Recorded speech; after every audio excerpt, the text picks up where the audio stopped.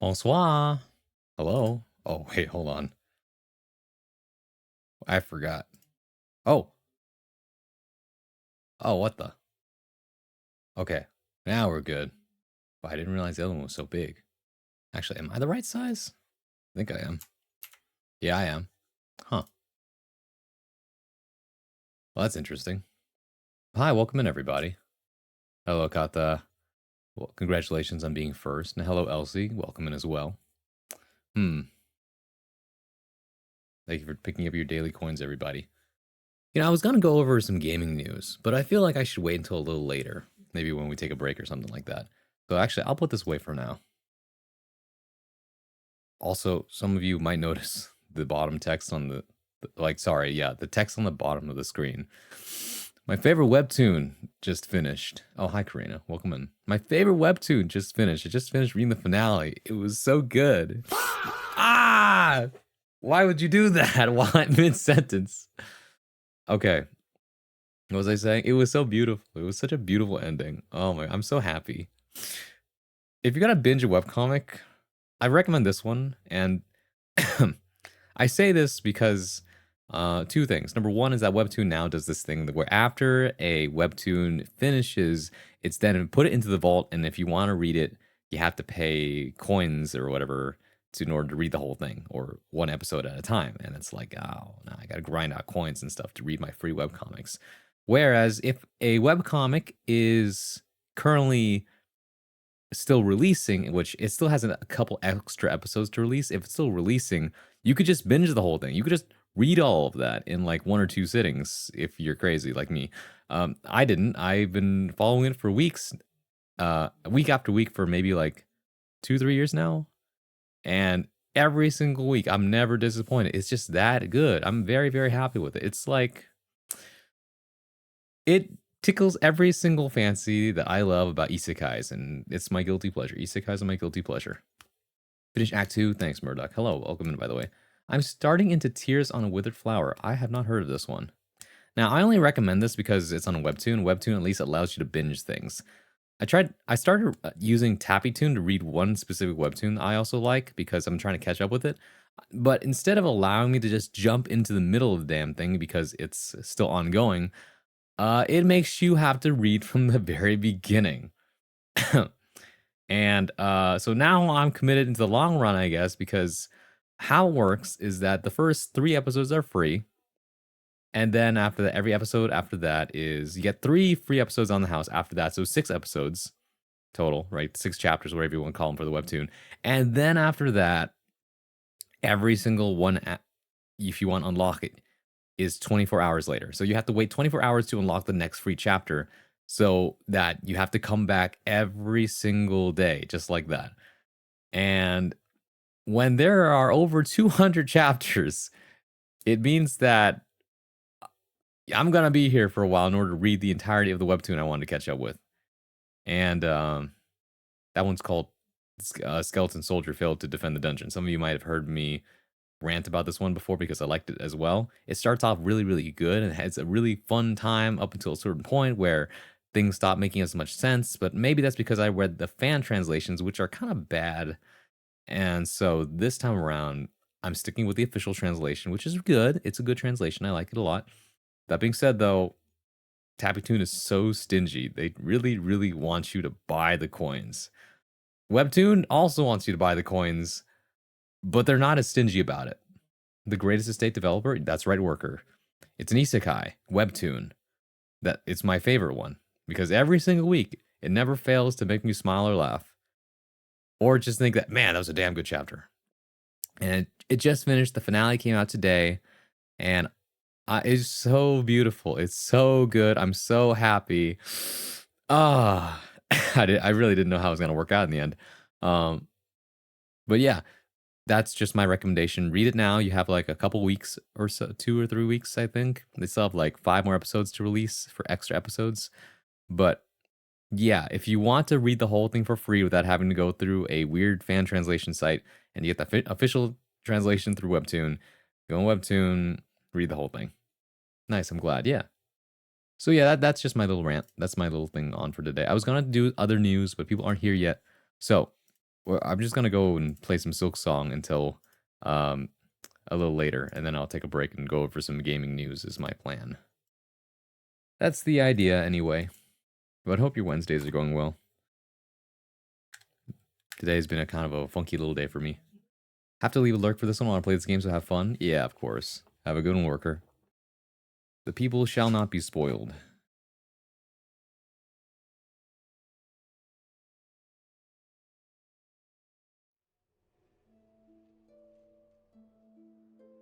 Let me make sure the volume on that's good. It's a little quiet, I guess. No, it's not that quiet.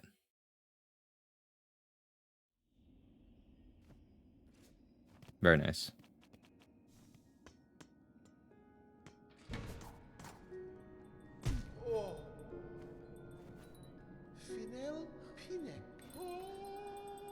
Oh, you started singing again. Yeah, volume's good. Alright. Was there any other side quests I wanted to do? I don't think so. Based on what I understand here.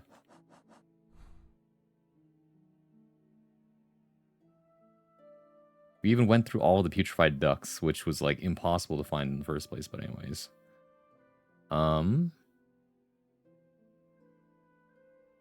Yeah, the only other part of the map that I haven't accessed, from what I understand, is the top left corner of specifically... Oh, never mind. I did hit that. Yeah, okay, I got to the high halls. Never mind, we're good. Huh. Yeah, I think I'm just ready to go to the final act now. Have you visited the fleas? Oh, you're right. I knew I was forgetting something.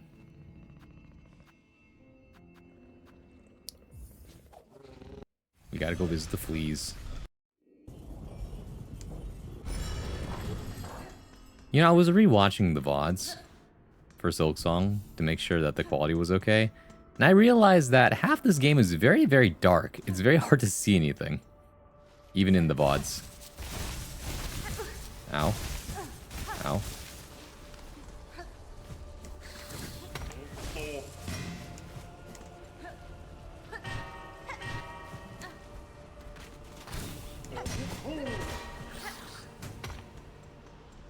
But, you know, it is what it is. Ow.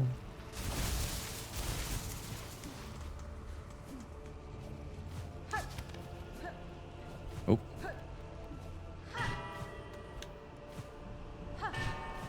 Maybe it's your brightness settings? Maybe.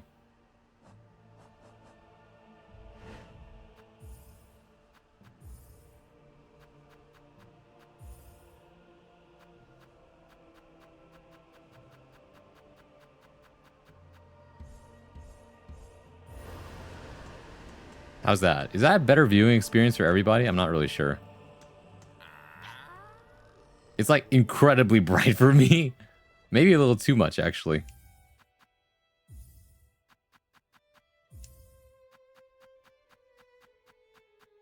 Maybe a moderate 150. Turn it a bit lower. How's that? Is that a little better, or is it still too bright?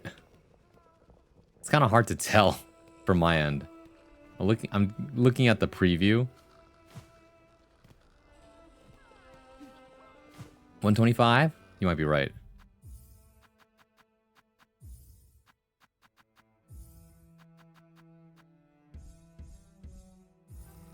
Okay, that looks pretty good, I think. A little bit better of a viewing experience.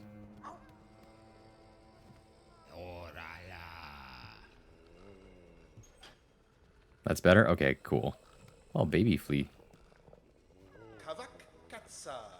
Have you met her yet? Our burly new companion, Vogue. Fresh returned from a long time spent tracking. We have met, Flea Master. It gladdens me that so strong a flea exists as her. Yours was a caravan sorely lacking for protection, and I am too bound by my own tasks to provide it for you. Why, we would never impose so, and now, no matter. Her scent may be strong, and her taste for brew bottomless, but her skill is sharp.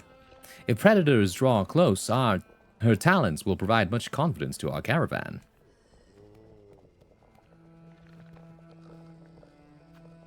Refill the flea brew? I have no money. Fair greetings again, large flea. Amongst all of your troop, I had little doubt you would survive to reach this caravan. Would you tell me now of the task that saw you so apart from your fellows and so fearsome in form? Bug not flea. Mine is to track, by trail and smell and senses sharp. Find our friend fleas, our young most of most, to bring them together and grow them strong. If you've sensed locations of other lost fleas, share them with me. I may be able to send them safe to the caravan. My learnings? Not free for you, bug not flea. Rosaries. Give those and I shall save what I have sensed. Work like mine, much long and hard. For that, I deserve some riches held. Oh my goodness. Alright. This will tell me where the rest of the fleas are. You not want my learnings, bug not flea? Rare it is we share such things with ones outside our own.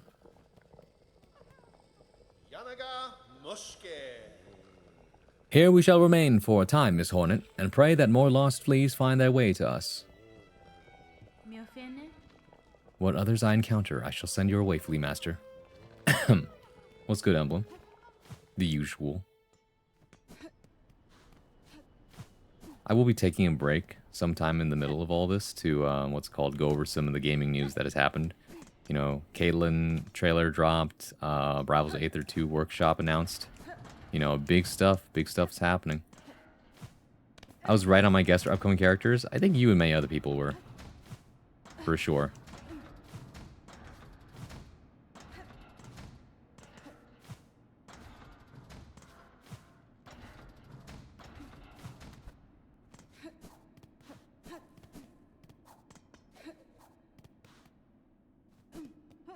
Actually, hold on a second. How do I... Oh, too high up.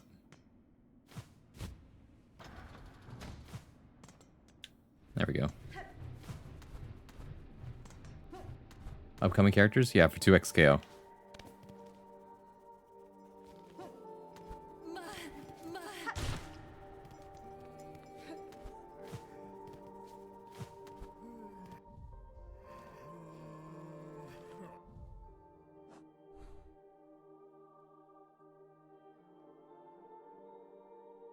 Yeah, all my rosaries are gone. I'd have to farm them up again.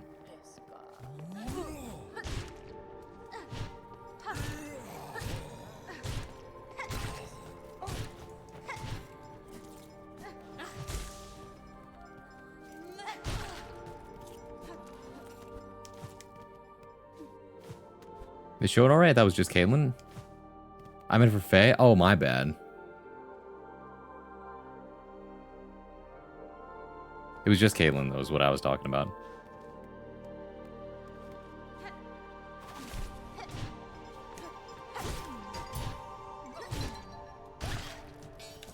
Nice.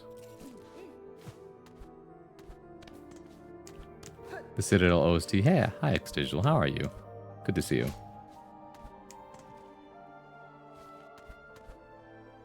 I was just thinking about you today, actually. I was like, I hope X Digital's doing okay today. I'm not joking, I really was. Actually, no, we don't need to go here. Actually, would it be faster? No, actually, it would be faster.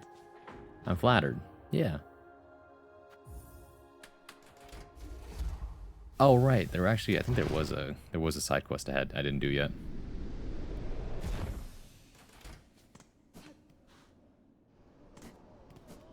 Isn't Hornet so cool? You didn't have to add all of us for that, but yes. Oh my god, there's 3 more. We gotta do these now. Our dear merchant left to scavenge treasures from the Citadel's memoriam. She's been gone far too long. Please make sure she's safe.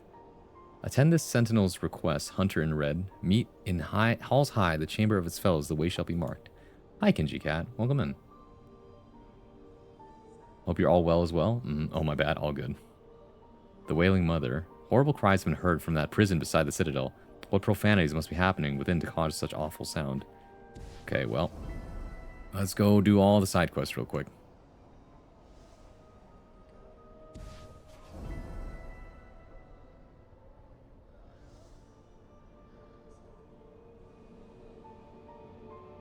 The high halls, huh?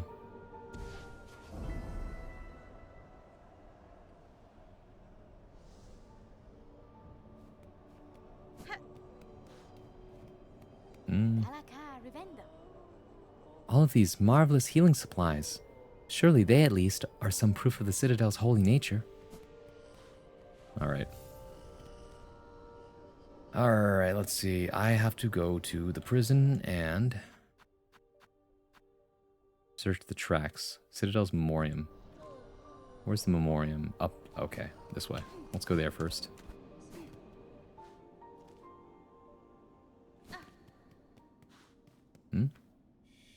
Here we go.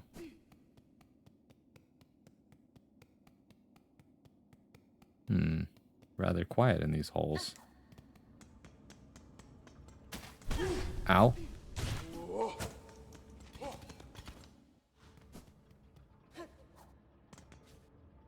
This is a bit strange.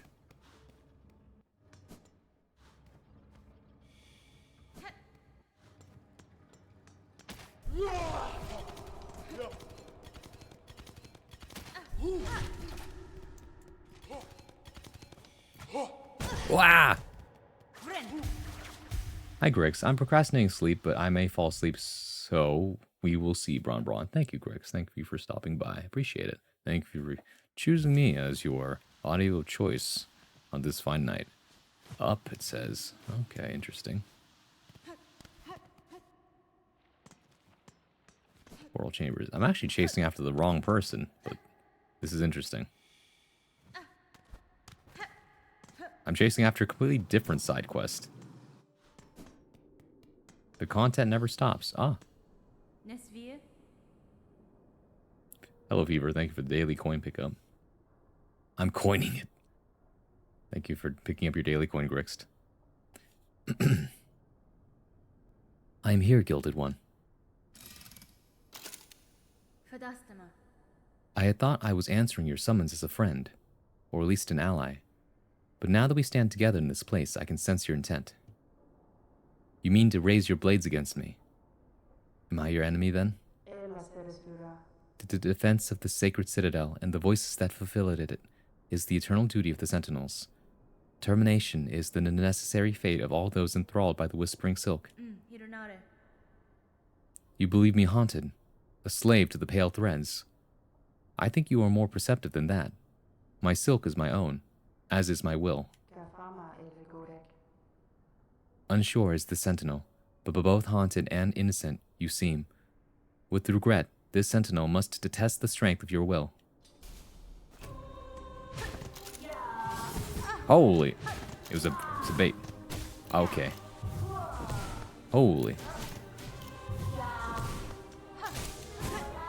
Alright. Ow.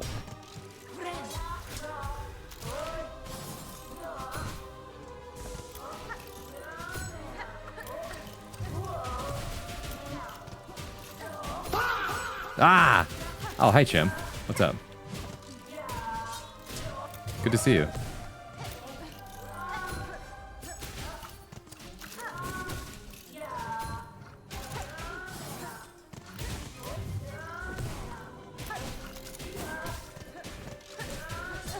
Ow. Nice.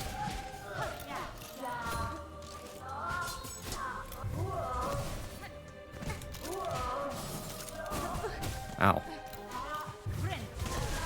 Ah, shit. Ooh, ooh. Need to be a little more careful. I dodged the wrong way. Compliments. Grix, as always, you are a source of great support. Your presence is felt. I think you're a wonderful individual. Thank you for being so vigilant and keeping me company. How goes the Silksong? I'm songing it so hard. I just started about 20 minutes ago, so I think we're doing pretty well. Still, that could have gone better, so.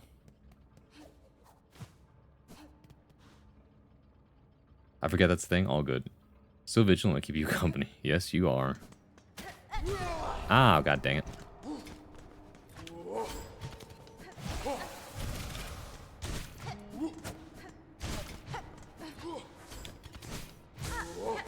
Ow. Thank you.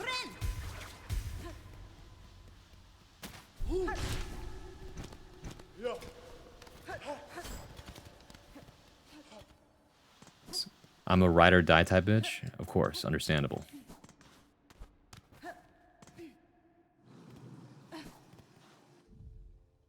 Actually, now that I think about it, I think we have enough people now that I can start going over news and stuff. He's silking, he's songing, he's Expedition 33 man. Excuse me?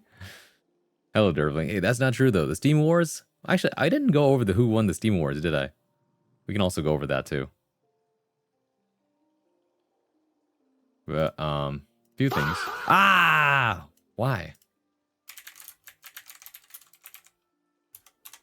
Silksong won the Steam Wars? I know it did. Hold on. We can put that on the screen real quick. First off, the Steam Awards 2025. Yeah, presenting your winners. Silksong wins Game of the Year. VR Game of the Year, The Midnight Walk. This one is understandable. I saw the trailer for this and was like, yeah, that looks really good. Labor of Love, Baldur's Gate, no question there. Hades 2, Best Game on Steam Deck Award. Everybody on a Steam Deck is playing Hades 2 because it's really good on the Steam Deck. Makes sense to me. Better with Friends Award, Peak. This is correct, in my opinion. This was the multiplayer game of the year. Outstanding Visual Style Award, Silent Hill F. Definitely should go to this one. This one was very pretty and also very creepy. Most Innovative Gameplay Award goes to Arc Raiders. I think people just really want Arc Raiders to win an award. I have not played Arc Raiders. I don't really know what makes it so innovative, but I know it's good, and that's really all that matters. Best Game You Suck At also goes to Silksong, because a lot of people apparently suck at Silksong. It is a really good game. Thankfully, it won 2 awards. Although I would not have been mad if this went to maybe Mega Bonk as well, but you know. Best Soundtrack Award goes to Clapscore Expedition 33. This I actually do still agree with. This definitely is the best soundtrack of gaming in 2025. I did not stop listening to the soundtrack for like 2 weeks after I finished the game. New York, fa. What's the innovation with Arc Raiders? That's what I'm asking. My besties got me playing Medieval Dynasty. I want to be so clear. It would be boring as fuck if I didn't have them to play with. Yeah. Although, what the heck is Medieval Dynasty? You sounded so disgruntled that you had to give the best. I'm not disgruntled. I'm actually really, really happy about it. It's just that like every time Expedition 33 wins an award now, I have to brace myself because there's just so much backlash. It's one of those things. It's literally the either you die a hero or live long enough to become the villain. Expedition 33 is now the villain. It's no longer an underdog story. It's too good. That's the consensus. We've come full circle. We've come to the point where this game is so good. It has no right to be this good. And now everyone hates on it just for the sake of hating it. And everyone who actually did play the game and thinks it's great, I'll have to quietly lower our heads and stay quiet lest we upset the mob. And then we just wait quietly for like months or years until everyone looks back on this and like, yeah, Expedition 33 was actually the GOAT, actually the shit.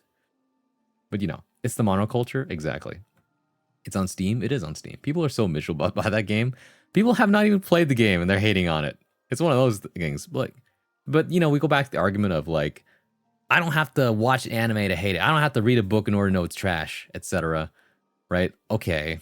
You ever formulated a thought for yourself? You ever experienced something with your own eyes to be able to say it was either beautiful or trash? You know, do you ever eat food with your own lips? Or did you have someone on YouTube do that for you too? Sorry, I didn't mean to call anybody out, but still. Oh, hi, Nail. Silksong. A lot of people just hate popular things. It's true. All right. For the record, I just wanted to say this, but people heard me say this one before. But in terms of Harry Potter, I watched like the first 3 movies, and I tried to pick up a book to read it. I read the first page and maybe a page or 2, and immediately I just like, I'm not into this. It's just, I don't think, like, I like fantasy, but the way this is written, something about it just not for me. So I put it down and I just did not read Harry Potter. So like, I dislike it for an entirely different reason than everybody else in social media right now. But that's also understandable. You ever touched grass? You ever felt the joy of having foot to dirt? You ever looked up and seen a blue sky before? That hurts my heart. Which one does? The Harry Potter thing? That's good because J.K. Rowling ended up sucking. Unfortunate, right? It's one of those, do I separate the artist from the work? Do I, you know, despite not liking the person who made it, can I still respect the work for what it is? Yeah, technically. But that being said, also giving money to that person isn't always the greatest thing either. But you know, the Harry Potter thing, I know. I'm sorry. It's not for me. A lot of people do love it though, especially in Japan, by the way. Harry Potter is so popular in Japan. That was like very funny to me. But yeah, really? Yeah, it's because Japan doesn't have the same stigma as the Western audience does when it comes to like J.K. Rowling and all that. They grew up with Harry Potter and they love Harry Potter. They'll go to Universal Studios just to experience all that. And they have mobile games and other things about it. It's very, very popular. Like, everyone wants to be the wizard. You know, they want to go into the sorting hat and do all their cool things. That's something I never would have expected. Yeah, the Harry Potter goblins are so awful. It's unfortunate that the goblins is it the goblins or the other thing? The ones that have the long ears and the pointy noses that apparently are stand-in for something else. If you know, you know, but it's fine. It makes sense they wouldn't have the negative stigma. I just didn't realize it made it big over there. The more you know. Yeah, no, it's huge in Japan.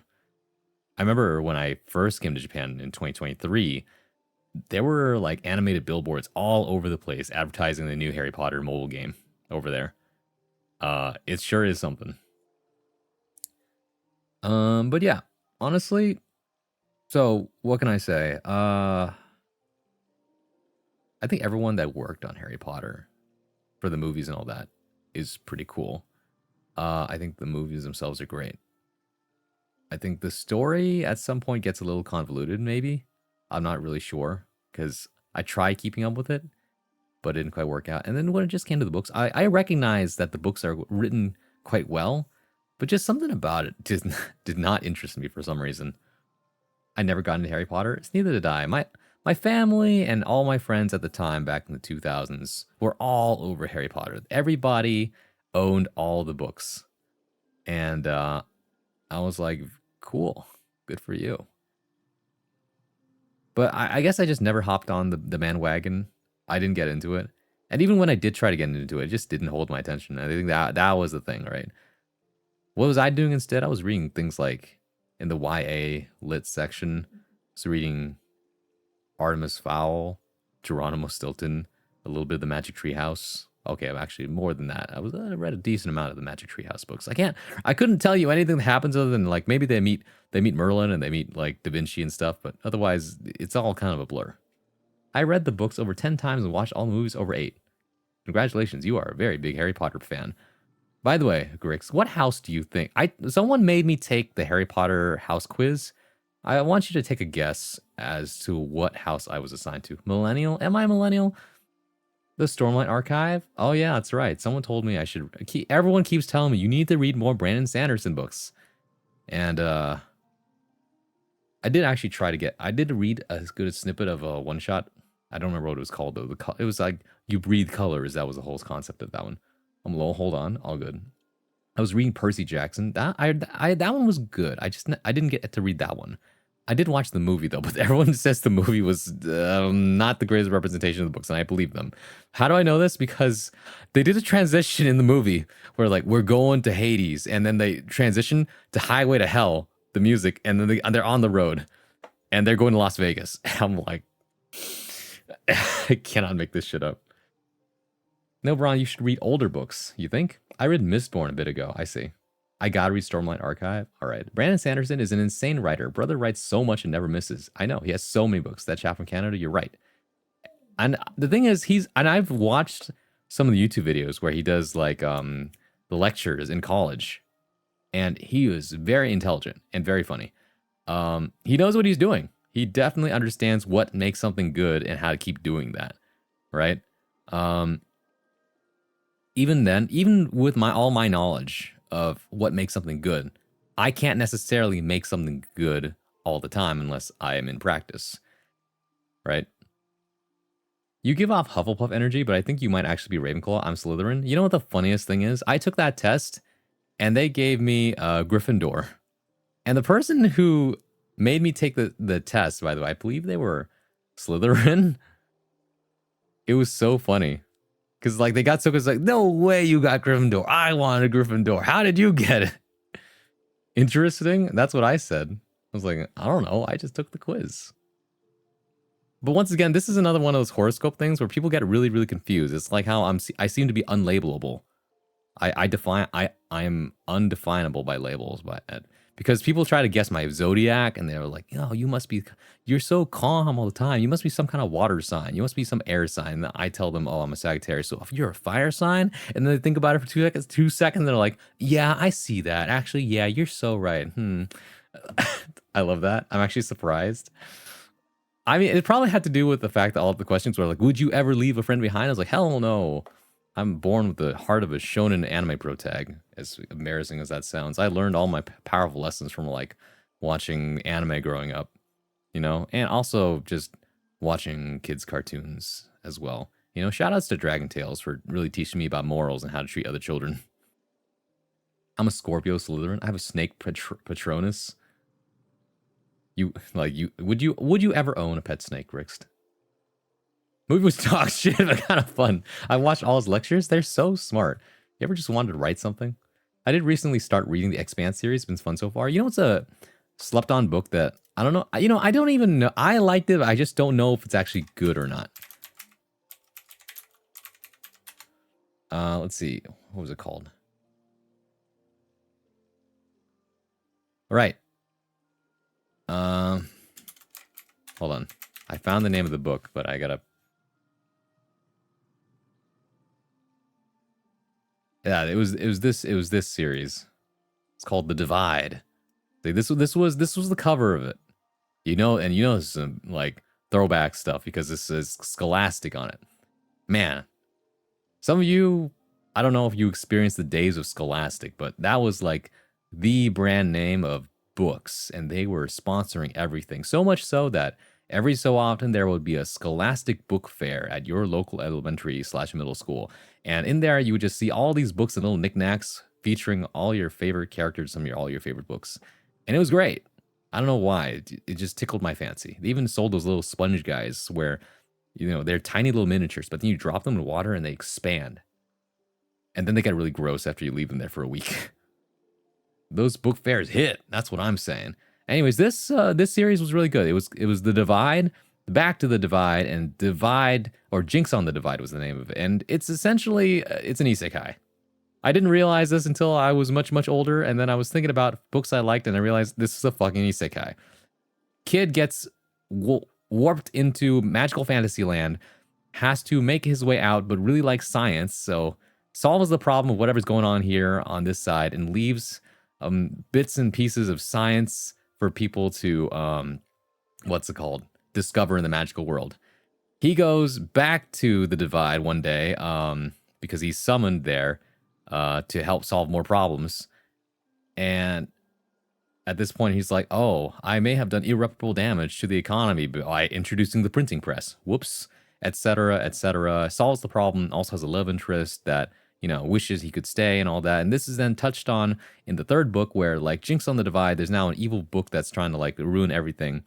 And the main character is now forced to make a decision. Do I want to stay in this world, or do I want to go back home to the real world? Or where I'm from. They're both real, but you get the idea. And like his love interest is like, I wish you could stay here, but also wouldn't mind following you. And I'm not going to spoil anything, but it definitely has a very, very interesting ending that works both ways. So yeah, it's a fun book series. This was one of the ones I remembered. There was another book series I tried to get into, but it was actually quite boring for some reason.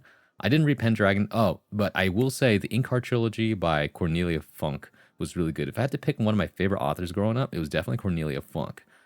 Not just for the Inkheart trilogy. Inkheart, Inkspell, Ink Death. They made a movie with Brendan Fraser in it. Very, very interesting concept of a dude whose voice was so good when reading out loud that he would bring the characters to life literally. It was something. And then the actual other book series I really liked from Cornelia Funk was actually about ghost hunters, and because it was very funny. We had those book fairs as well. Wow. Dr. Stone, A Future Divided. Yes, always. Hi, Vex. Real talk, did everyone judge books by their cover? I mean, even though they told you not to, for sure, if a book cover looked something like this, I don't know if I would have read it, right? For some reason, though, something like this hit a little different. The funniest thing that people don't tell you about book covers, though, is that the author rarely ever gets to pick what the book cover looks like. In fact, they'll even straight up say, do not put this on the cover. Do not, like, I think, was it Lolita was the name of the author? Or that was the name of the book. The author of Lolita was like, don't put a woman on the cover. Guess what? They put a woman on the cover. They were so livid about it. You know what I mean? But yeah, when a book has a banger cover, you are probably going to read it more likely. What was it called? Like,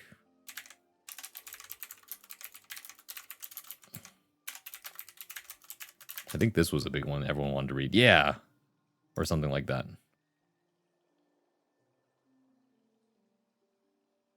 Something like this. I don't know. Covers really did do a lot for books. Classic Animorph. Animorph covers were such hit or misses for me. Because some people really, really liked this art style, and other people were like, this is weird. Like, this was one of the first covers I ever saw, and for some reason they were everywhere. In like used book bins everywhere. And I don't know why that is. On top of the millennial thing, Derbling, I was born on a weird cutoff time, so I don't know if I'm millennial or Zoomer. My brother is definitely on the Zoomer side, but he has such a millennial attitude about everything that both of us aren't really able to be labeled in that area. Book covers are literally made to be judged. Exactly. It's just advertising 101. If the cover looked cool, I bought it. Yeah. And then after that, you had to judge whether or not the book sucked or not. Those like fancy 80s books with the plain characters and white background, I never read those. The cover might make me interested. Classic. I mean, these days, rather than look at a cover, people are always looking online now to look at a review. Is the book good? And then they'll go in out of their way to read the book. Like, I've never seen the cover of a Brandon Sanderson book, but everyone's telling me it's good. So therefore, even if the cover looks weird, I should read it. That's where we're at now. I'm not going to read too far into it. Check the Children of Time cover. I love the way that cover looks. Okay, hold on. Children of Time book. Okay, this one's cool. Looks like a Adrian Tchaikovsky. That's a Russian name if I've ever heard it. Definitely space themed. For some reason, I could not get into sci-fi as a kid. That was the issue. But the cover looks sick though, doesn't it? Whoever worked on these covers, you know, had something going. They're like, damn, those are banger covers. This was before the advent of AI. Okay, these were all definitely done in some kind of like art program. Animorph covers horrified me as a child. They also creeped me out. So freaky. It's simple, but I like simple. Yeah. I hate it. This shit looks funny as fuck. Yeah. I'm 1995, consider myself basically split. Exactly. I mean, look, guys, if you were at my birthday stream, you know exactly where I'm at right now with life. Speaking of which, by the way, I need to make a post about this, but I got this screenshot from when I was looking over my VODs, right? And I was saving my VODs. And I swear to God, this screenshot right here, I was like, damn, who would put me on the cover of Vogue magazine? This was such an insane screenshot. But anyways. I think you need to read Tress of the Emerald Sea by Brandon Sanderson. Very cute. I actually did get my Trees of the Emerald Sea. I got my hands on that one, but unfortunately, I had to return it pretty immediately because of the fact that I when I borrowed it, I ended up getting really busy, and then there was a reservation on it, so I had to go return it to the library. 97 is a Zoomer cutoff. I see. You're more Zoomer. You have more of our sense of humor. I don't know about that. I'll laugh at a lot of different things. If it tickles my fancy, then I'll laugh at it. But there's also a lot of things that are in Zoomer humor I won't laugh at that my brother will. That's the whole thing, right? It's a hit or miss on both sides. Animorphs hit that weird nostalgia. Weird part of my brain is not good, but not good in a bad way, I guess. I do look up good books to read sometimes. It's my guilty habit. Understandable. I mean, you know, if you had the chance to look up whether a restaurant was good before going in, I think you'd do the same. I think you need to read... Oh, I just read that. Sci-fi is super weird because you appreciate it more on how accurate it is, but you only know how accurate it is if you're a science nerd like me. I mean, that's part of the charm, right? I thought Brando Sando was a completely new author for a second. Brando Sando sounds like an item for a new sandwich restaurant. Like, can I get the Brando Sando? Wait, Goosebumps covers are also iconic? This one, they also would freak me the fuck out as a kid.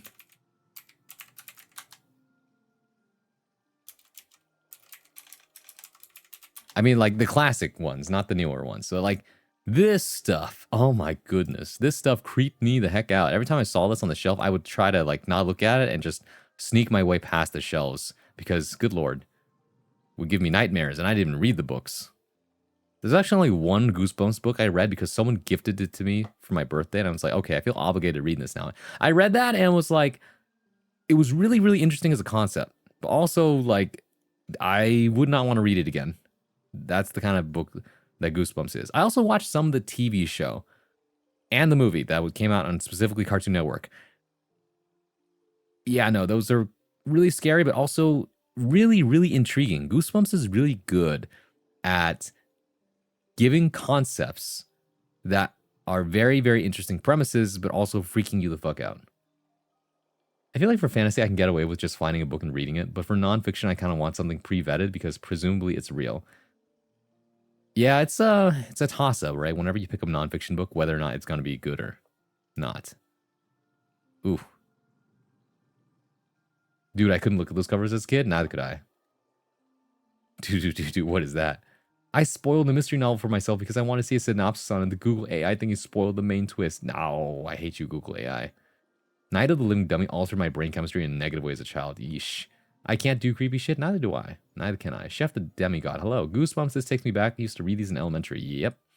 It's the Goosebumps theme. Oh, that's what it was. Because I could not remember for the life of me the what's it called? The name of or how the actual TV show theme song went. I was reading a series called God Killer a little while back. Sort of Witcher meets American Gods. It was pretty okay, but I didn't really like the ending of it. I see. So many books, so little time. You know what? When I was in what's it called?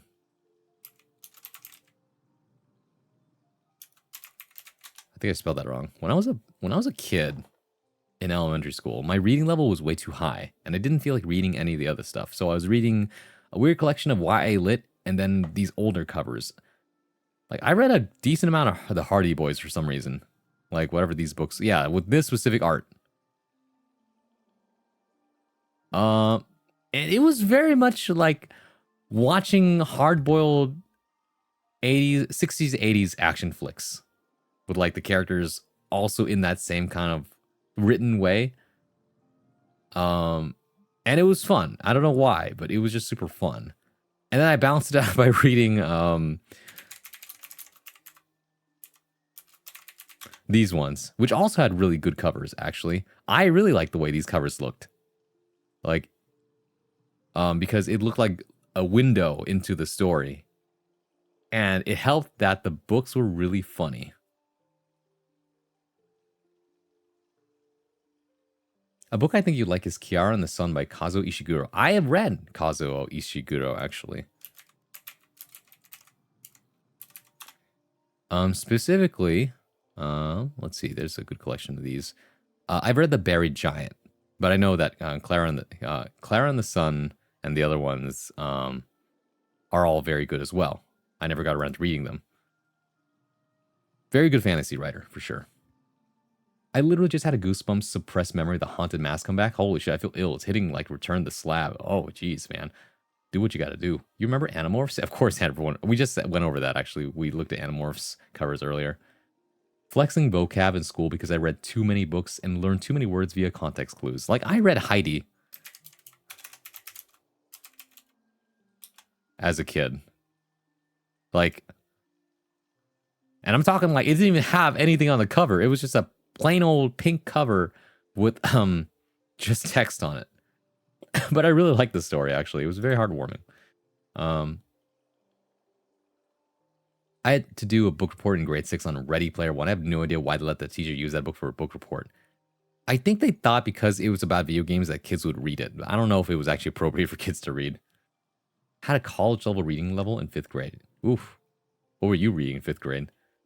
Specifically for one scene, I see. Noise. It makes me happy so many of us watched the same cartoons growing up. I mean, yeah, if you were growing up, then a lot of the same stuff is being fed around. Like, I imagine everybody was either watching Cartoon Network, Disney Channel, or Nickelodeon, right?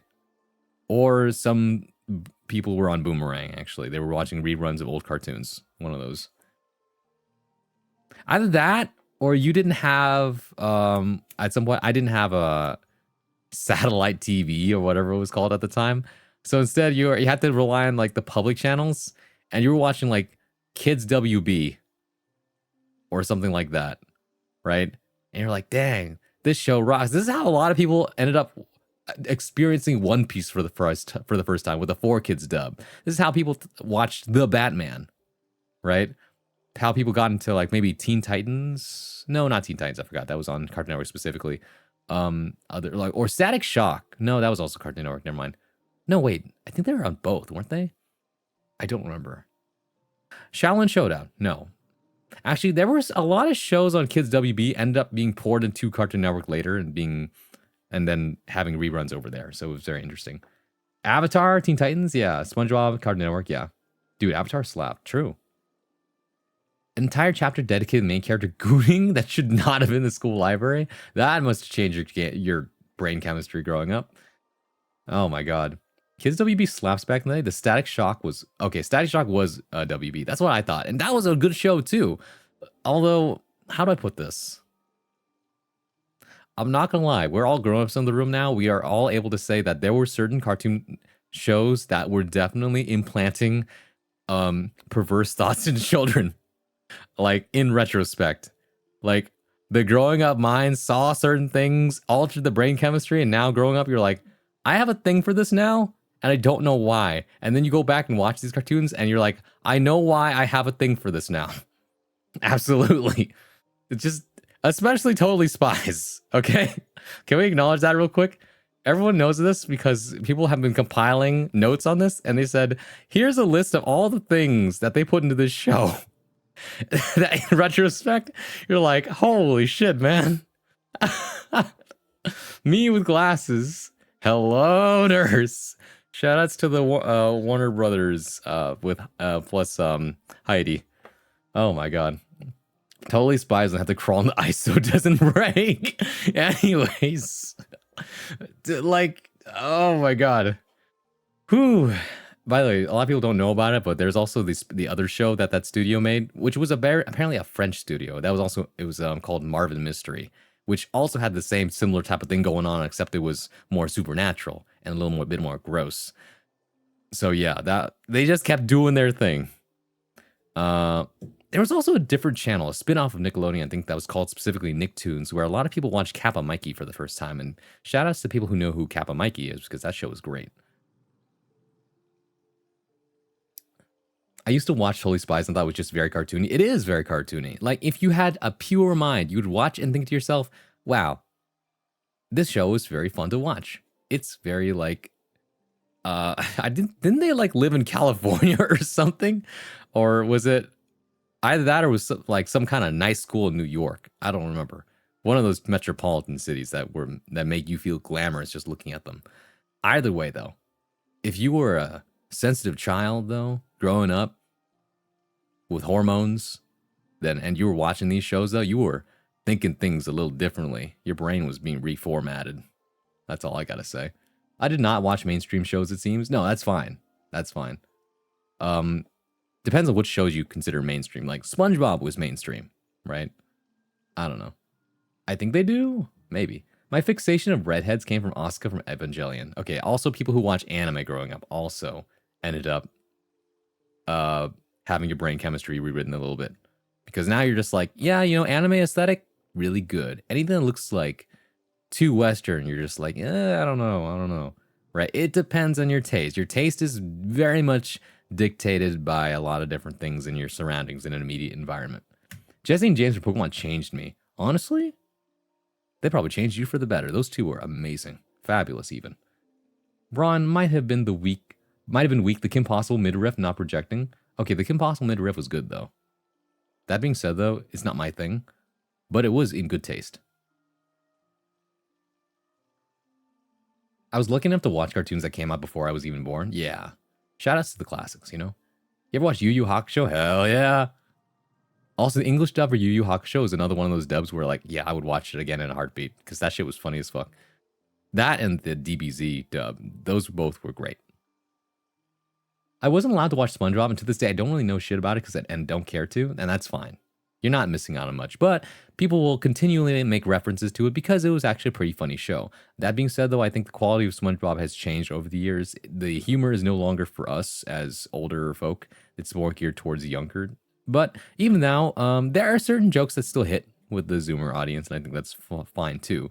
But the classier jokes from the earlier episodes, I think, are more fun, especially because in the really early episodes of SpongeBob, they incorporated music, which is why I know the Rip My Pants song, which is the when Big Larry came round just to put him down, SpongeBob turned into a clown, and no girl ever wants to dance with the fool that went and ripped his pants, etc.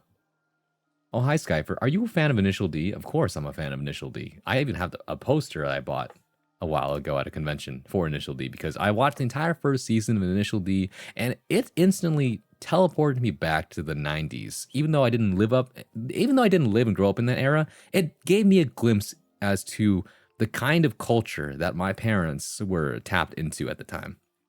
And I don't know, it helped me connect with the past in a way. You can play it for free. Play what? The Initial D soundtrack? I always thought that Initial D soundtrack was copyrighted for whatever reason. Roger Rabbit's wife also has red hair. That's true. Jessica Rabbit does in fact have red hair and is in fact drop dead gorgeous. Not my thing, but drop dead gorgeous. I have the official Toguro branded glasses. Whoa, nice. In every show, characters get flanderized versions of themselves. Hold on, I have to. What is the definition of flanderized here? Some of the newer SpongeBob episodes had some funny stuff. Yeah, I've seen them. I've seen the clips. I can hear the rip sound. Yeah, I know, right? Lol, she's hot. True. Online initial D game for free on the 18th. Oh, interesting. Send me a link to that. Living the 90s sucked, but they did have some cool stuff back then too. Yeah, I go sleep now. Good night. Good night, Grix. Like their characteristics get boosted way too far and become very one note. It depends on the character for sure. Like, it's a weird. There's a dichotomy of characters that are like so one-dimensional, they're boring, and then characters that are so consistent that they never miss because they're just so like they can still be a deeper character, but they're always like consistently just this, and that's why we love them. Shout outs to Jesse and James for Pokemon who do not change at all. Oh my god. SpongeBob is a very real version of this. Oh, I see what you mean. They used to be like very much middling as a character, and then they just continue to be more and more exaggerated in a certain direction. It's like Patrick. Patrick got flanderized. I see. Patrick was dumb, but not incredibly. That's true. And now he's like incredibly dumb. Like they become caricatures of themselves the longer that they live. It's interesting, right? At any rate, we'll come back to this. I'm not done reviewing the news, guys. We got to go over more news, and then we'll play more Silksong. But first off, yeah, I'm gonna go to an ad break real quick, and then when we come back, more stuff. So I will see you in a bit.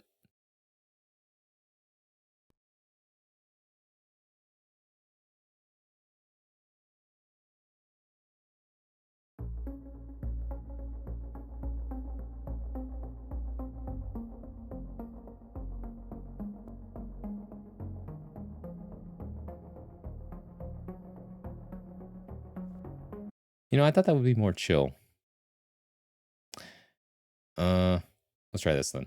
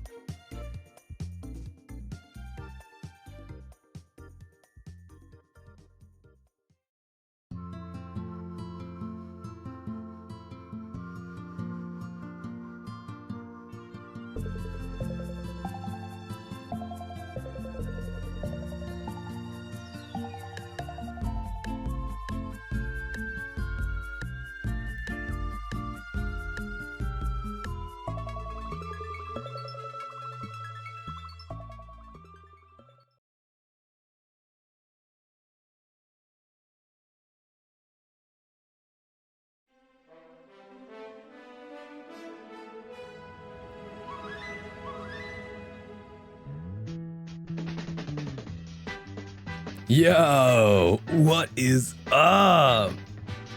It's me, Surfer Braun, ready to get it yet again, people.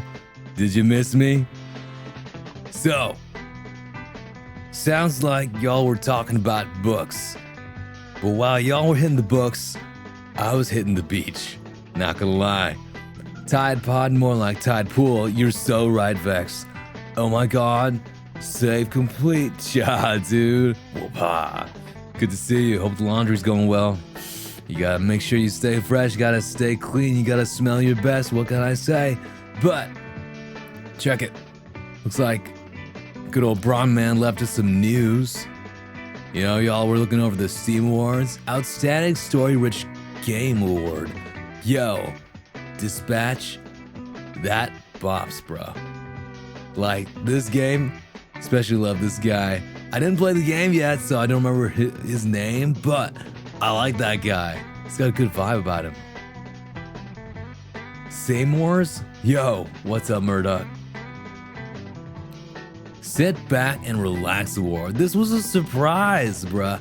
I did not think RV There Yet was gonna win, because this game, when I saw it, was like whole lot of fun for multiplayer, but like, bro, that's what I said. This is a relaxing game, bro. I feel like this is like chaos hitting the wall, but I guess they thought that they wouldn't be winning the multiplayer award because Peak was probably gonna win that, so I'm guessing that they piggybacked off of that and decided to go and win the Sit Back and Relax Award instead. So, that's all the Steam Awards, bro. Shoutouts to Silksong. Silksong wins Game of the Year award. Let's go. It's totally deserved, in my opinion. I'm just saying. But yo, we gotta check out the new Caitlyn reveal. I haven't seen this yet, so like, genuine reaction as me, Surfer Braun. So, let's get it. Sheriff Kierman, sighting target. Yo, she looks good though. Consider this your warning shot. Pretty sick. Time. She gets traps and stuff.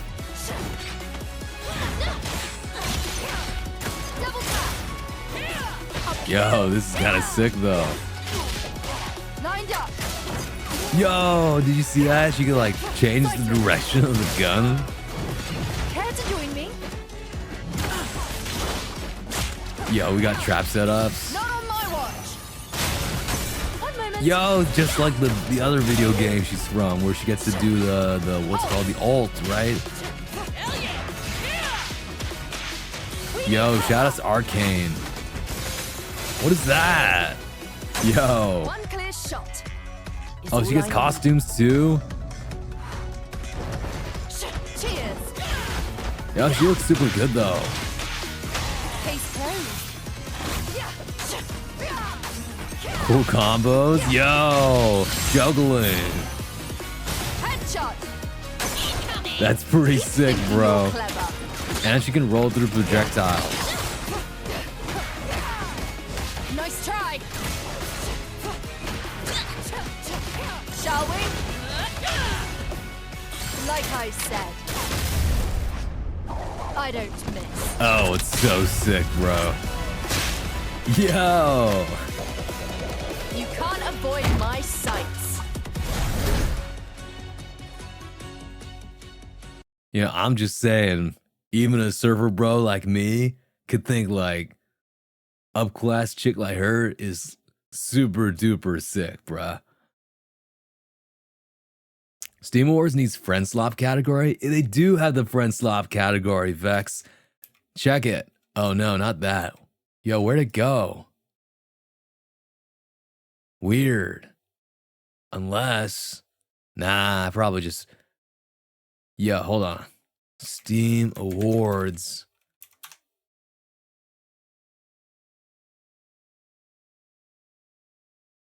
Yeah, hold on. No, hold on.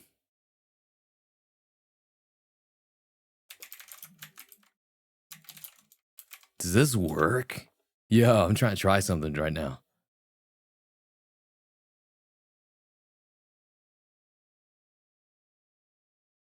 Nah, it's not working right now. I don't know why. But like they got the best multiplayer game, and that's basically the friend slot.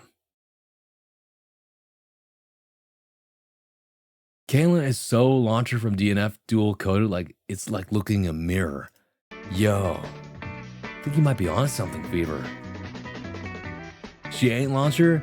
Very far behind launcher plays compared to her? Never mind. Maybe you're onto something. Maybe I'm just agreeing for the sake of agreeing. Yo. Maybe I should like do some introspection and stop saying yes to so many people. But like, if I say yes to more parties, I get to go to more parties though. Anyways. Where's Fiddlesticks Riot? Yo, big scarecrow man. Servers don't reflect projectiles. We just like ride the waves, bro. You're right.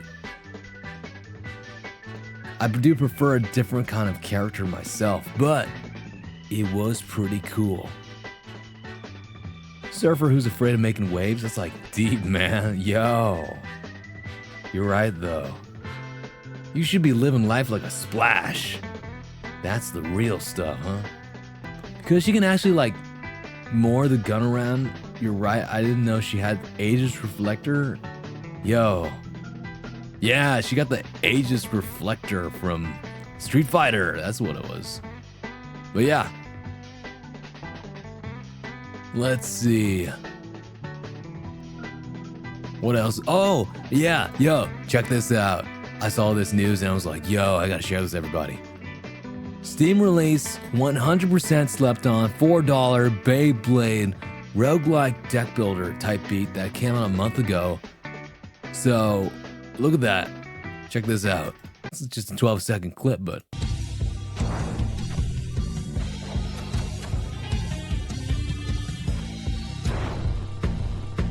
it's even got that slow-mo, bro. Yo. Like, I had to look up the Steam store for this.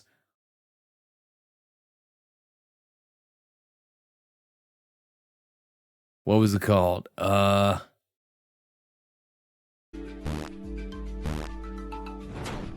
From the top, yo.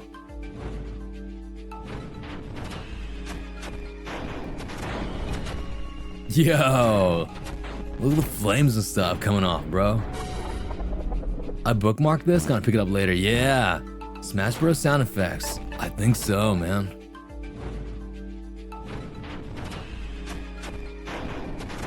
Do you got rollback? Do you need rollback for this kind of game? I don't know. But like, I think the idea is very, very cool, man. Sometimes I get a little afraid scrolling down at comments because you never really know how people gonna interact on Twitter and stuff. So like, look, man, my head's not in the clouds. My head's in the water. So I be thinking about other things. But it looks like it's already been like 10 minutes or something since I was summoned to the stream. So shout outs to Skyfer for calling me up, ringing up a bro. Just saying, thanks as always. But hey, if you need me, I'm just a call away. So I gotta hit the waves again. But till then, peace out. Gonna give it back to my man Braun. Love y'all.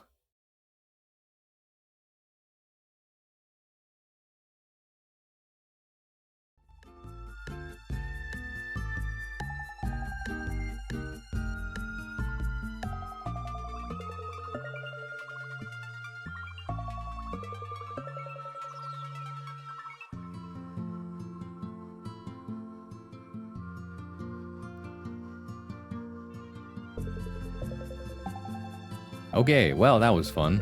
Thank you, Surfer Prawn, for enlightening us with your eloquent way of words yet again. Game! True. But yeah, the Beyblade game looks super, super cool. But there's one last piece of news I wanted to go over, which was, that's right. Rivals of Aether 2 is getting workshop support. Nobody knows what it's gonna look like, but they released this trailer I have not seen yet. I've been saving it for the last 2 days to watch with you guys. So now you get this is my time to shine. This is my reaction. So, want to make your own characters of Rivals 2? Workshop beta is officially here. Play as our new example character Armando or get started on your own today.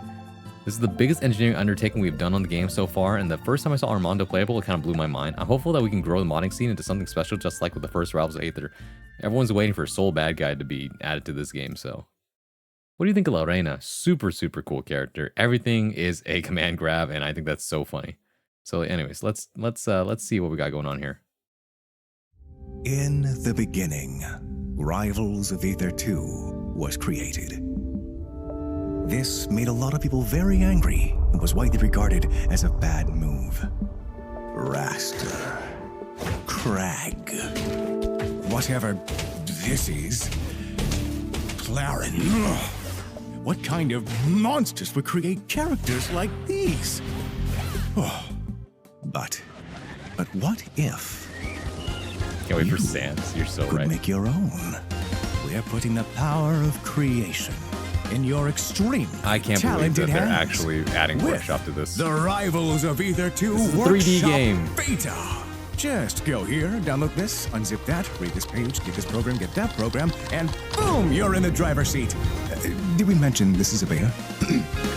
You can look under the hood to see how our characters work, with Claren as an example.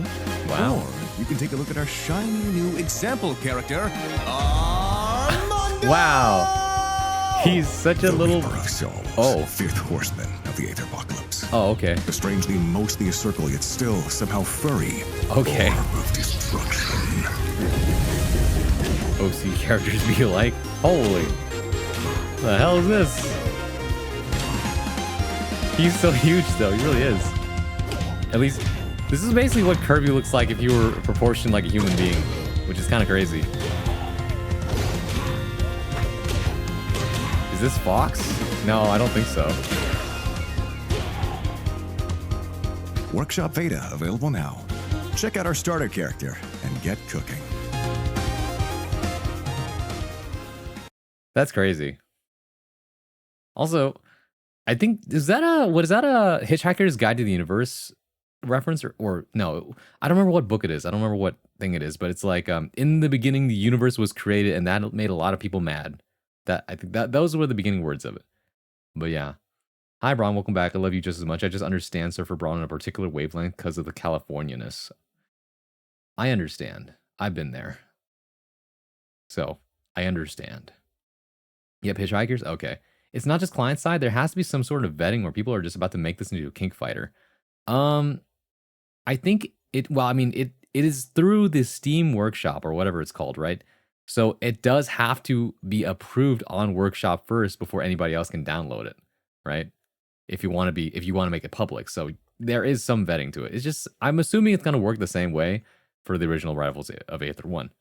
So that's where we're at with that right now. But yeah, that's all the news I have to share. I think Caitlyn looks super duper cool, actually. I really like the way they designed her. Maybe I should watch Arcane at some point, but I don't know. And if I wasn't burning a hole through my wallet right now, or rather I burned a hole through my wallet from going to Japan, I would consider picking up this $4 game. But until then, I know it exists now, so that's cool. So, yep, that's where we're at. It's time to go back to Silksong now. I'm not sick anymore, by the way. What you hear whenever I cough is actually just my system trying to get out any leftover phlegm, which is still there for some reason. That's where we're at right now. Okay, anyways. Let's try this again.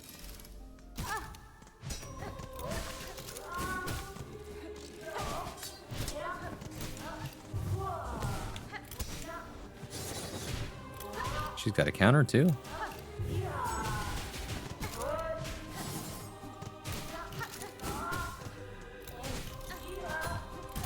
Ow.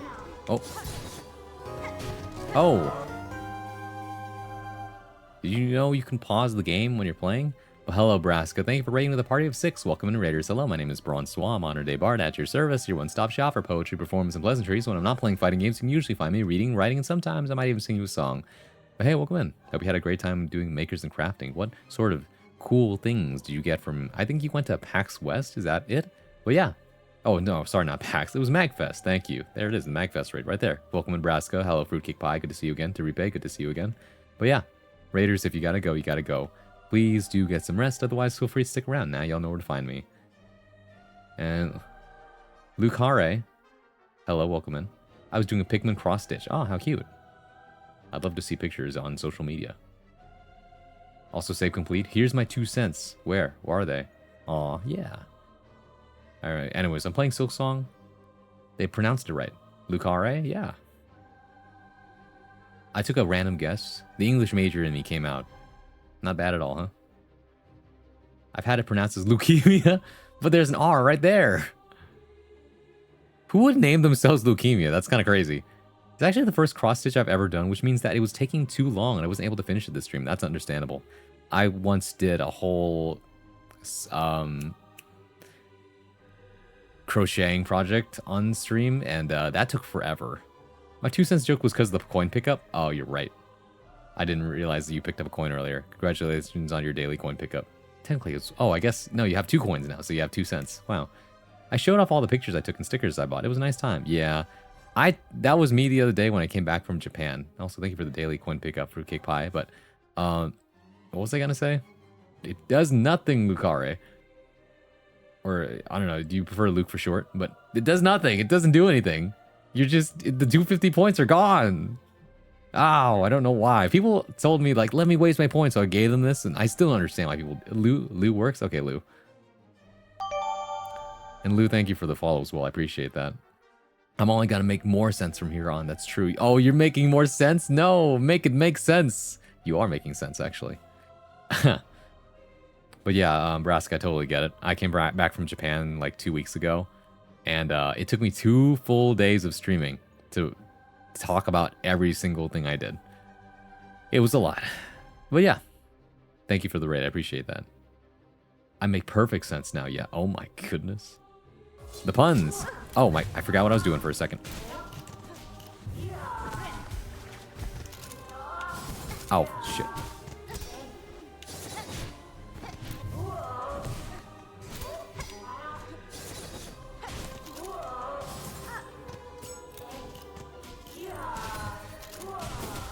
Ow. Ooh. Ow.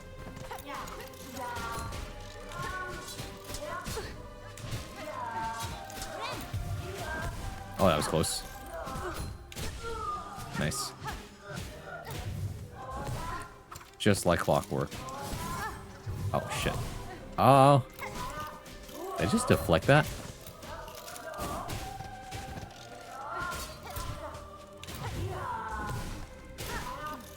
The patterns are actually quite simple. It's just that you have to be patient and choose your turns, you know?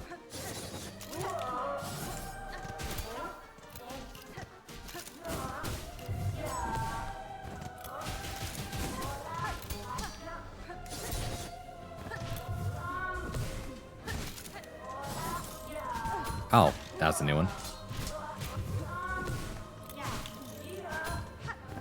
Ah. Ow. Alright, we're good.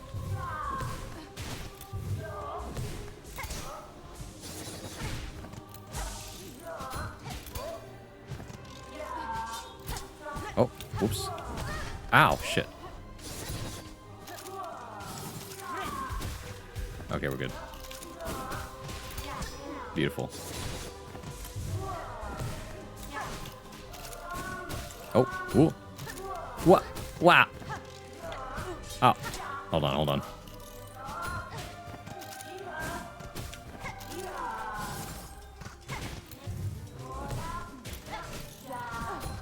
All right. Oh, shit. Okay, we're good. Oh, that was easy. I say that even though it looked like I was sweating my ass off. Okay, you good? We good now? We chill?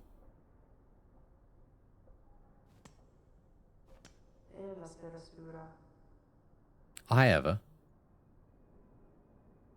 Help, I breathed in twice and now I overfill my lungs. There's no exhale or... The breathing air part of the redeem includes inhale and exhale. There's nothing that makes it mutually exclusive.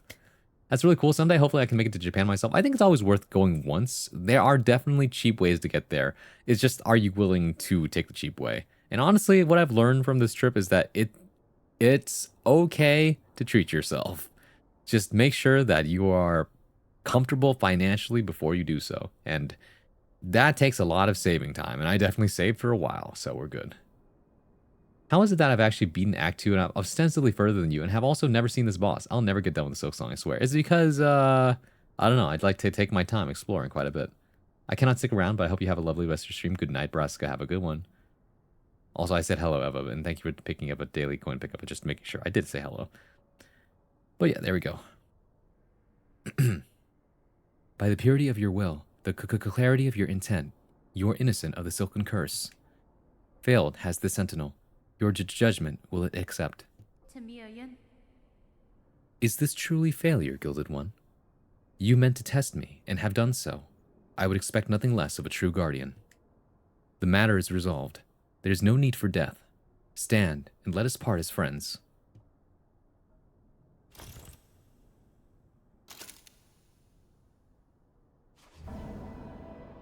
Final audience, wish granted. That's sick. Accept a token of the Sentinel's order. As friends, let us part. Ooh, what's this do? Ornate artifact of the Citadel, able to hold a bind's worth of silk, used when healing is needed and one's natural resources run low. The reserve bind will be restored when resting at a bench. This is interesting. Still, I kind of like what I've got already right now, but it is interesting. It might be better than what I have actually. Who knows? You fought the Pin Master? I think I did. Which one's the Pin Master again? Is that the one? Is that the one in the Blasted Steppes? Or are we talking about a different Pin Master? Yeah, I fought her. I found her hut. Okay, that's one down. Time to go to the memorial. Memoriam.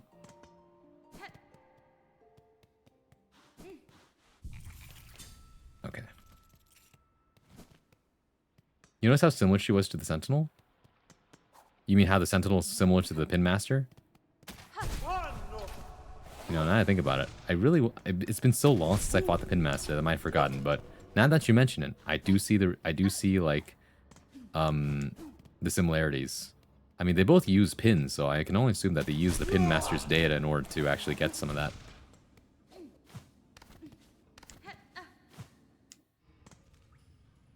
Okay. This is the memoriam. Aha, here we go. Where did you go off to? Oh, I one-shot these guys now. Nice. Huh?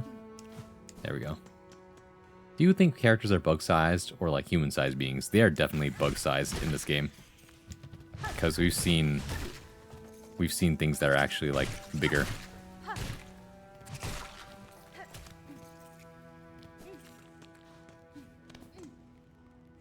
Oh wait, here we go. Where's that trail lead?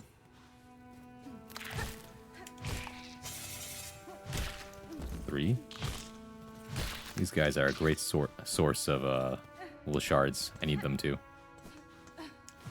Up we go. Nope. No. Let's see. Back down. What was the point?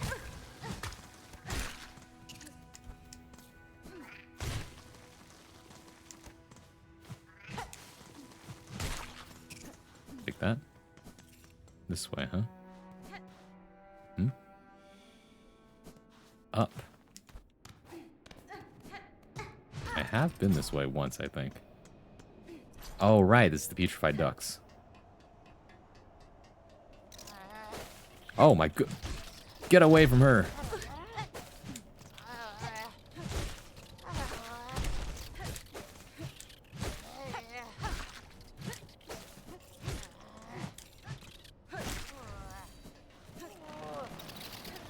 Oh, there's more.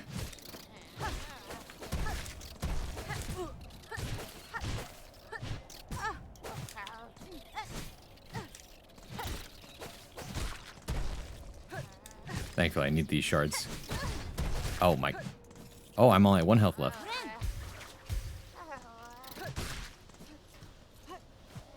We good? We're good. Seeing a human would be like a godlike being, correct, beyond their comprehension. Well, well, if it isn't my very own shadow, the clever little red cloak. Thus, you still following me around, trying to pinch away some of the goodies I sniff out? You mistake my intent, ma'am, somewhat ungenerously. The pilgrims of the settlement below were worried by your long absence. It was on their behalf that I tracked you again. Ah, is that so? What a worrying bunch of busybodies they are. I'm still able to fend for myself. And yet, perhaps 'tis a warm thing that I remain in their thoughts so. I hadn't expected that. I can't deny that you too have done me a good turn once more. That awful flock almost had me, truth be told, and I still have to wonder at your intentions, dear one. But bless you all the same.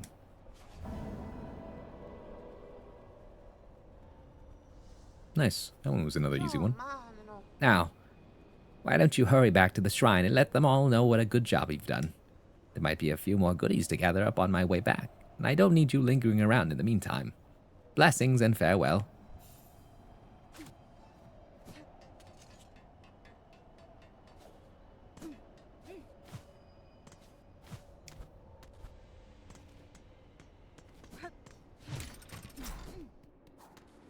And this is near impossible to find normally. Oh, right. Oh. Oh, shit.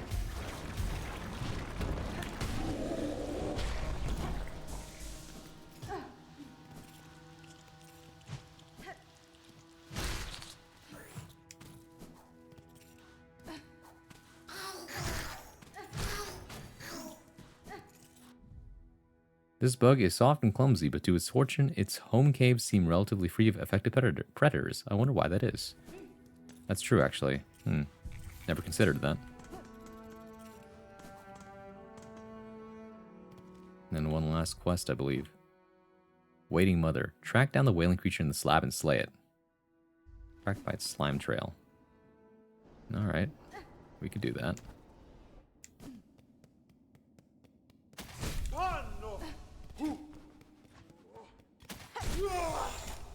Oh god. These guys again.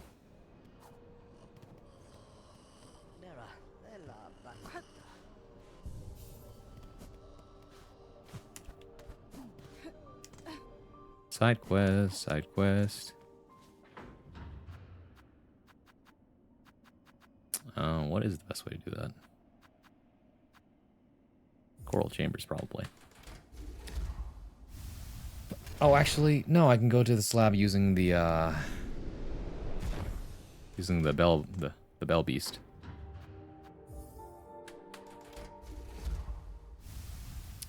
I'm going up, up, up, going high.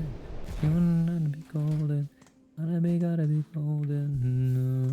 No, up, up, up above all the suns.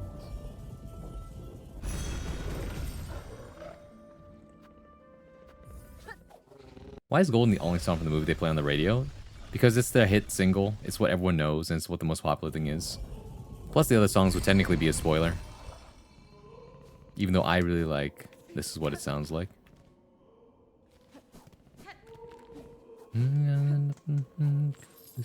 Can't go back.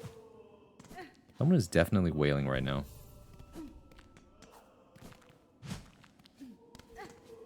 Where is that coming from?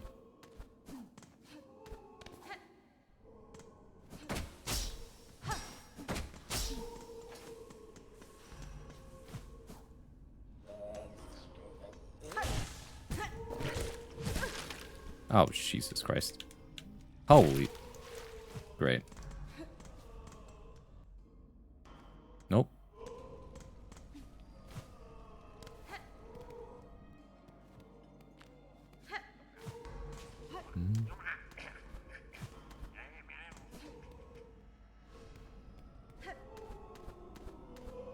That dreadful wailing is around here somewhere.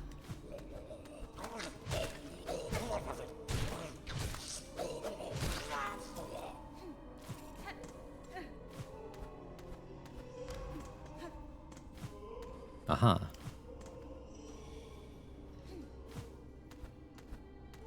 We broke into a million pieces. We can't go back. But now I'm seeing all the beauty in the broken glass. The sky's a part of me. Darkness and harmony. My voice without the lies. This is what it sounds like. I'm a Your Idol fan. Be your idol. Can't look away. Say, so I'm gonna say. What's all this then? Ew. This is definitely fly poop. Now, great.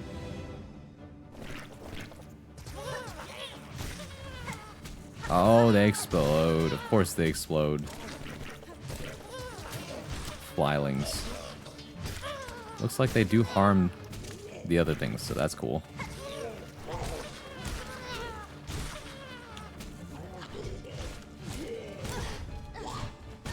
Ow. Okay, we're good. The brood mother? Yeah.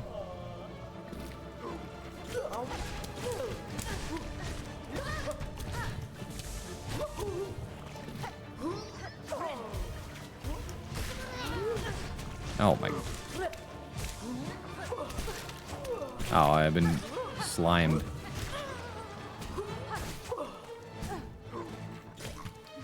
How annoying. Looks like she's immune to the other thing. Oh my. Ah, shit. Oh. Okay, we're fine.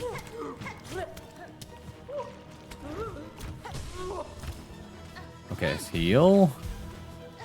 Stay calm. Oh my, still hit me.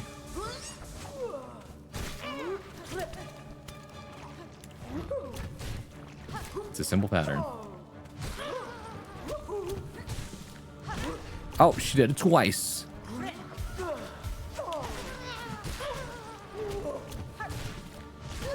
She did it twice again.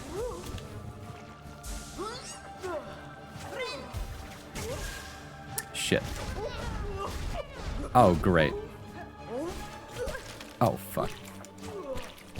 I'm stuck.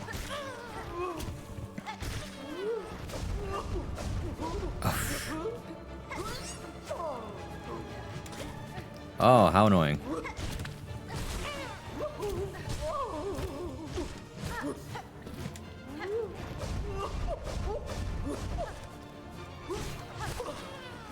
I'm not looking forward to the fucking boss rush for this game.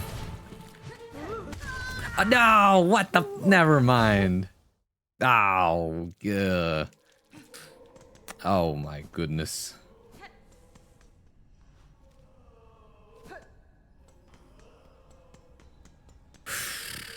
Well, that's fine.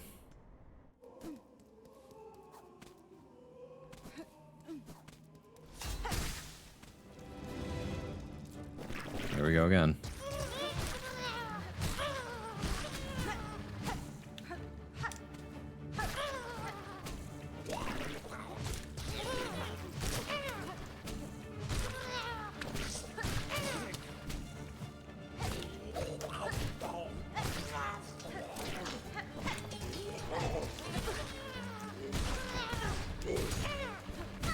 Oh my.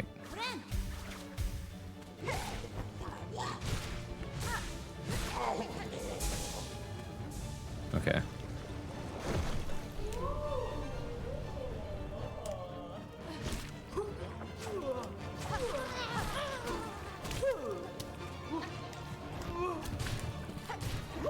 Oh.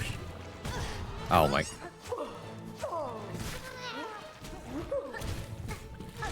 That sucks. Oh, that really sucks.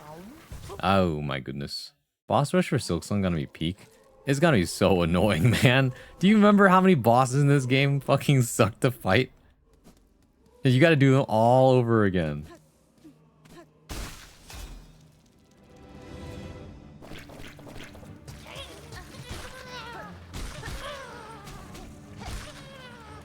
Alright. Just gotta get good at the video game.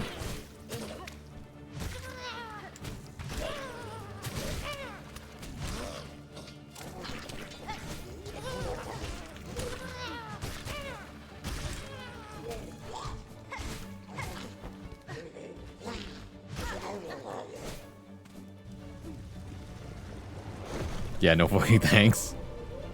I mean, I'm still gonna do it anyway if they do it. I mean, people are already trying to do, like, what's called Steel Soul this game.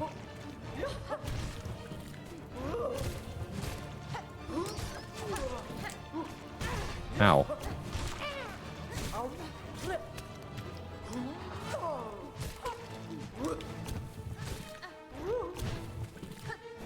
Three times? Wow. Holy. Oh my.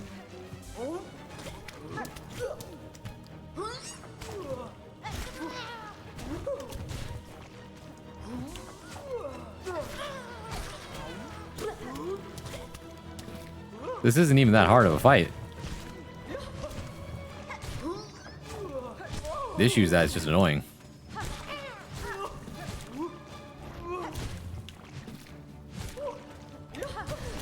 Ow, still hit me.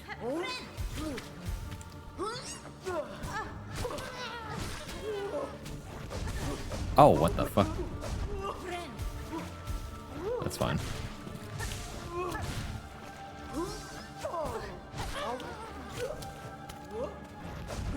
Ow, oops. Dash too close.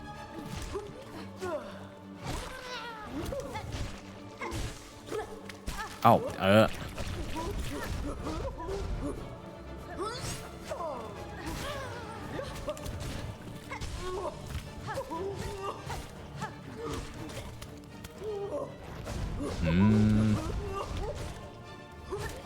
Come on. Whoop. No. Ah!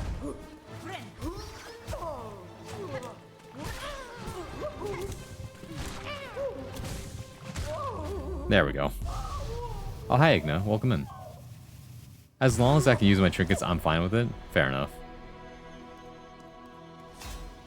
What the heck is this? Broodmother's eye. Ew. Nice. Thanks. Wow, that was gross. Turn in the Broodmother's eye to Songclave's wish wall and collect the reward. Great. Gelatinous organ collected from the defeated Broodmother. Yeah. Mad matriarch of the slab, rarely seen outside her warren. From her, all jailers are born and bred. With this one vanquished, I hope to have sped the end for that jail in its distasteful order. Fresh fly, the infant fly freshly hatched. At this age, the soft blind fly is little more than a bother. The less these gruesome bugs breed, the better. Ugh. Okay. That's the end of that. Try going back. Okay.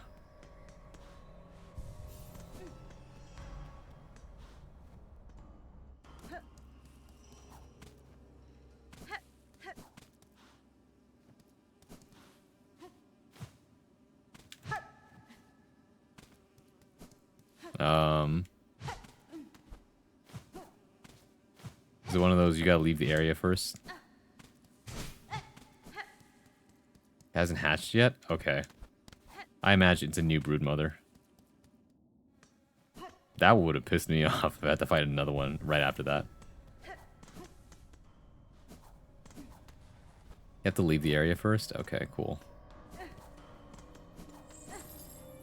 They really just thought of everything, huh?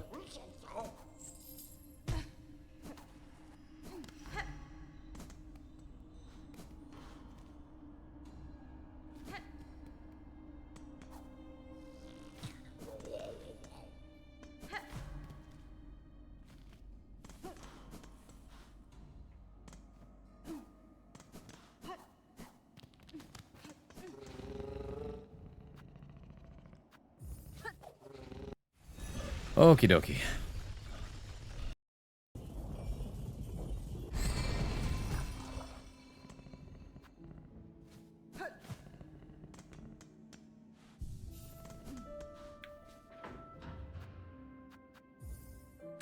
So you tell him we gotta go back to the slab after this.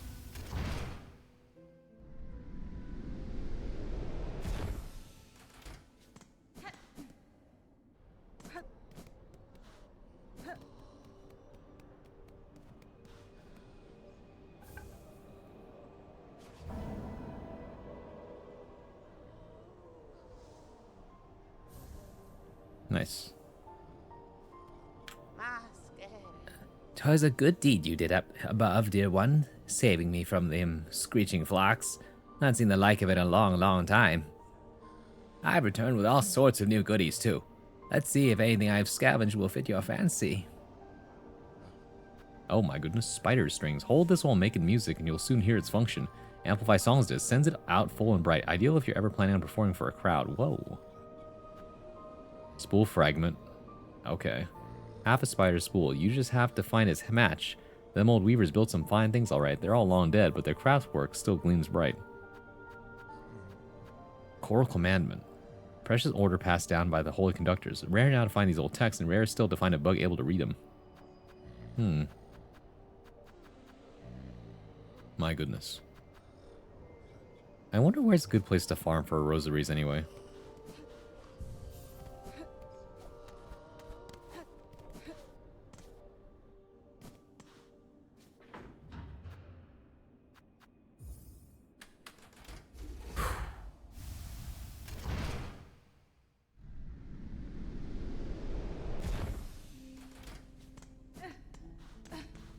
Wakey, wakey.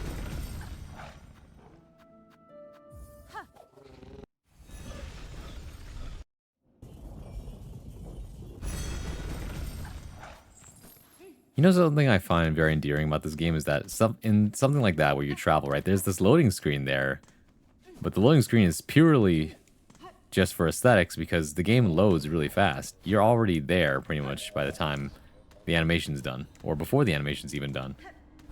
So really, the only reason that's there is just as a nice touch. So I find that interesting. A lot of games just don't do loading screens anymore for that reason. But I think they add like a charm to the game, you know what I mean?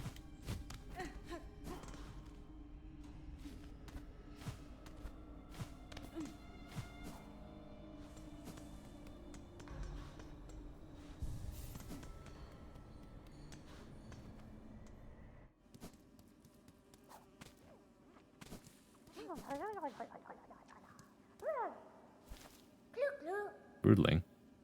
Yummy, yummy. Oh, are you here to serve me? Yanara. I'm merely a visitor here, little one. Have you made this place your home, then?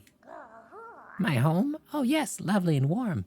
The big ones, they bring me food whenever I'm hungry. And I'm hungry now. Eggy, eggy, hee hee. I'll eat a lot, grow big and fat, then I'll lay a lot of eggies. They bring me plenty of food, so they must want plenty of eggies. And plenty they shall have, if they're nice to me. Hee hee. I always remember to play a song these days. Eggy, eggy, big and warm. When you're hungry, eat and eat.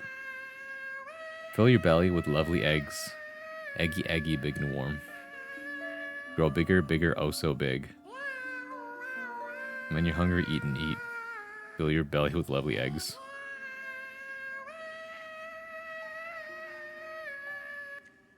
What a wonderful wailing sound. Okay, I guess that's it for now. Looks like this fly-infested area will continue to be fly-infested.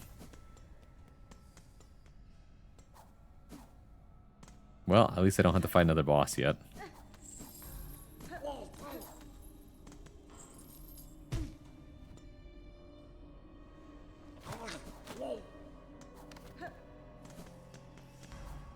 Okay, I think that's everything, guys. I can't think of a single other side quest that I haven't done yet. Let's go do the thing.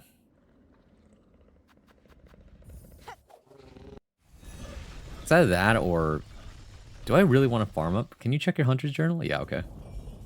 Should I really be farming up all this stuff? What's it called?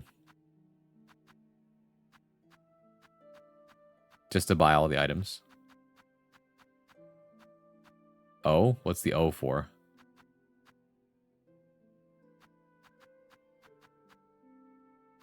one of the secret bosses? Alright, how do I get there, Murdoch? We gotta be thorough about this.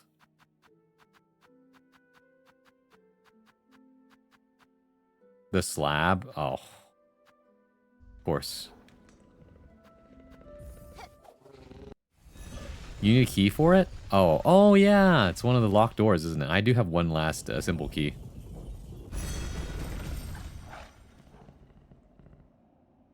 The question is, where is the door?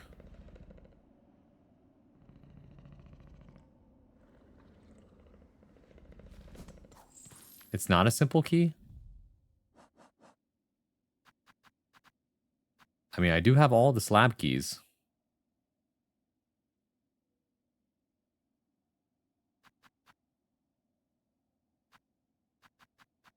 The heretic key. I do have the heretic key.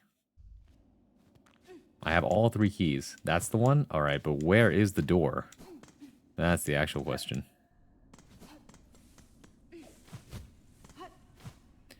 That is the question, indeed. Eeny, meeny, miny, mo. The bottom area? Okay.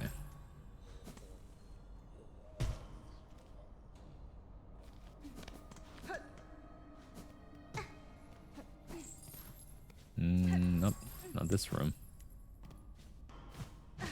Well, actually.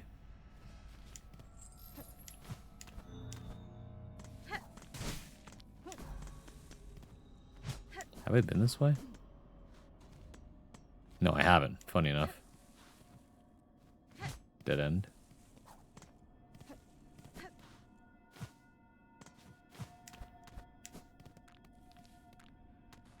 Dead end. Oh, would you look at that? Looks like I found it by accident. Penitent first the first, guilty of the sin of apostasy. Penance by constriction, absolution denied.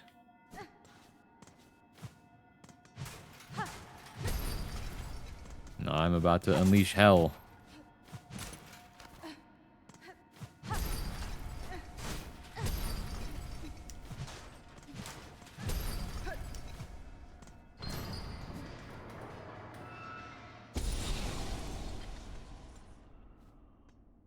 What have we here? Oh. Spider Weaver. Half-spawn of a distant land.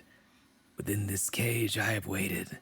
Let my strength be bound to yours. Reclaim the future of our accursed kingdom. I did not expect to find this one here. Oh, what the? The first sinner? Unexpected. Okay. Oh, hey. Oh, what the? That's a boss.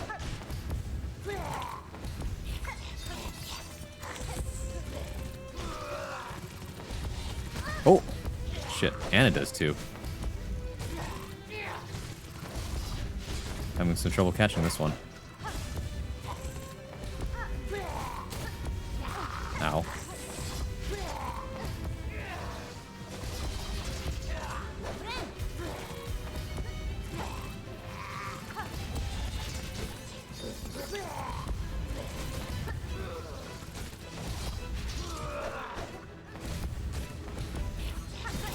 Ow, okay. Ow. Wow, you're hard to catch.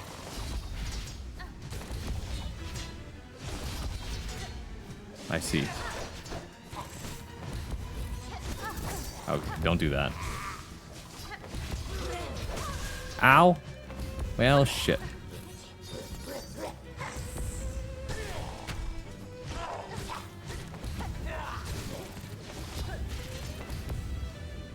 Guess I'll focus on dodging.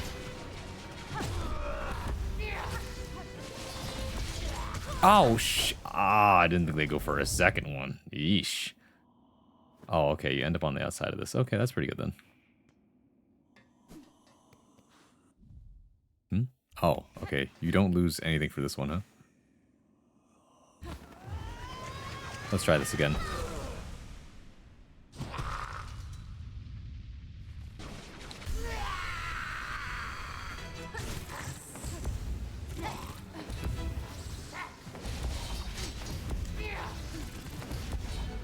Ow, so fast.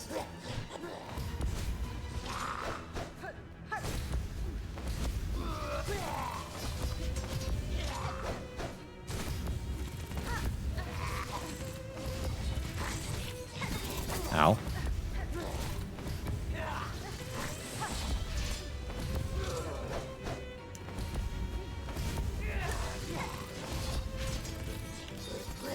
Oh, it goes all the way. Okay, cool.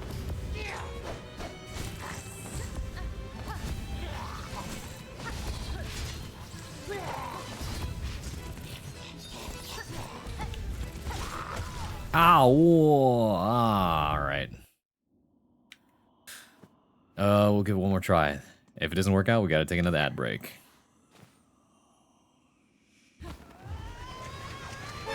Ah! Hi, Shucks. Great job in your latest dub, by the way. I feel like your voices have become cleaner and cleaner the more you do them.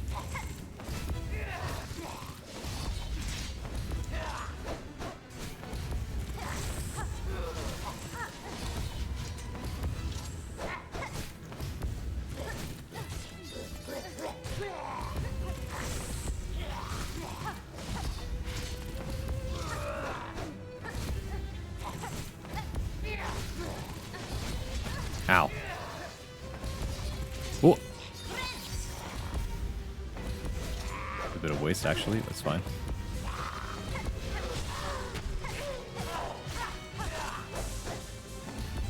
Nice. Ow, shit.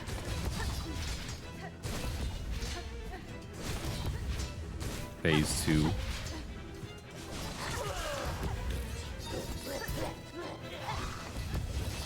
Oh, shit.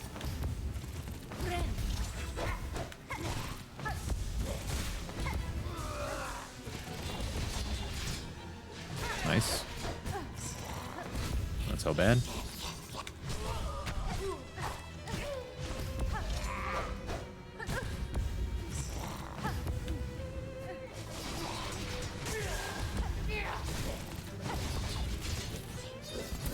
Oh, shit.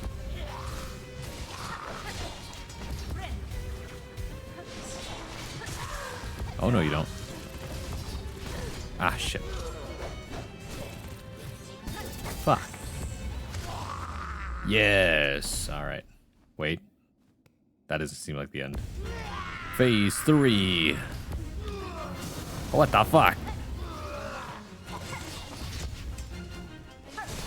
Can never be simple, can it?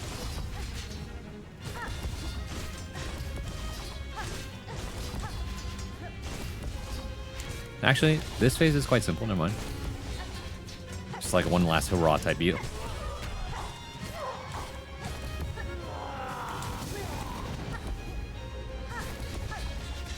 Ow, shit, still hit me.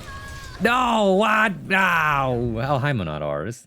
Phase 3, this boss is so cool. Okay. Now we know, now we know. We gotta take a quick ad break, everybody. We'll be right back after these messages, and I think I got this boss under lock and key this time. No pun intended. See you in a bit.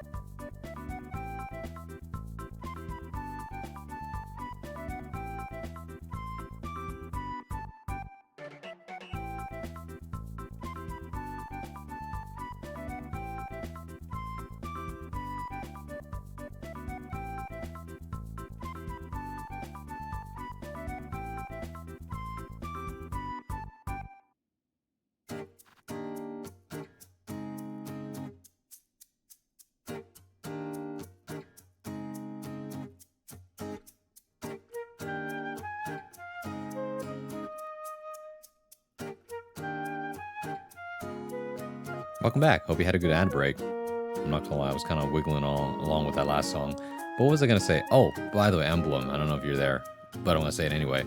I saw the trailer, and I'm reminded once again, I think that Pegasus Knight armor in Fire Emblem really is just the best looking armor. I don't know why, it just looks really good. It's got this nice, simple, fresh look to it. Even seeing Minerva in just regular Pegasus Knight armor feels good, man. I don't know how else to explain it. It's a good look. I think it's a really good uniform. That's it. Yeah, it's cool. By the way, Fear and Battlefest starts tomorrow. Oh, you know, I keep forgetting. I also need to do the tournaments. Every time there's a tournament, I'm always either busy or not awake. It just sucks. I need to do one of the tournaments. But yeah, Fear and Battlefest. Also, I think I've gotten a pretty good... I got 2 good forest decks now, so that's cool. I can now say I can play Roach, and I can play my weird mid-range forest deck, which has like 3 different ways to kill people. I should play Shadowburst on stream again.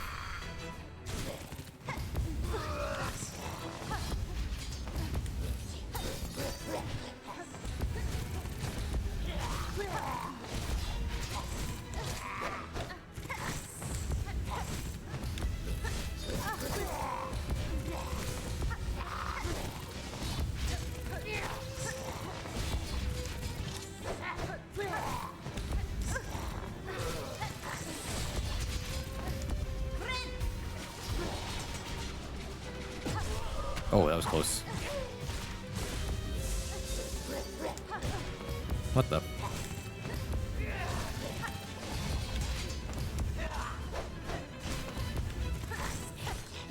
Ah, fuck.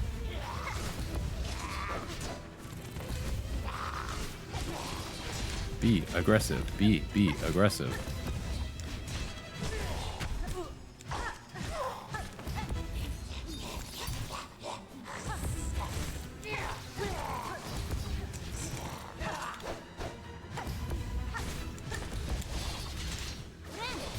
Oh shit, fuck. Did she just heal herself? Ow.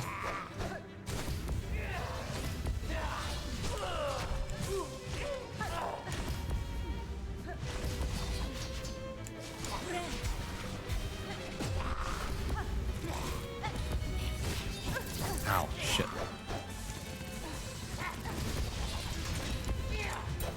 Oh, yikes.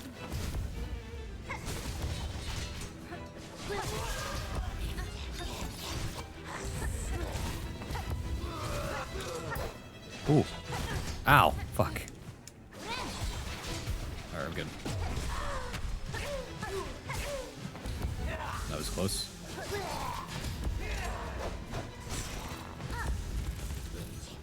Ah, shit.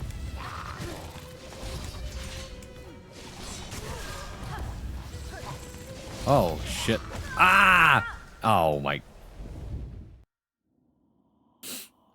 These character choices are kind of odd, though. A little bit. Honestly, I'm not mad. I think it's just a good excuse to put them in Pegasus armor. Force is literally the worst deck in the format, unfortunately. It makes me sad. We lose Roach and Arya as rotation likely starts in March. Ah, damn. Has it already been like that long? Makes sense. Ah, well. We'll make it work somehow. You know, I also kind of want to play that one deck that it's the what's it called?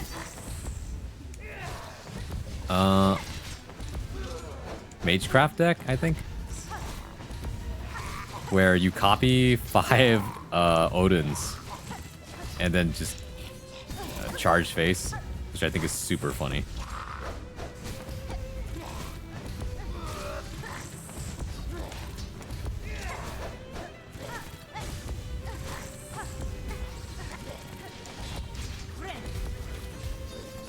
Ow.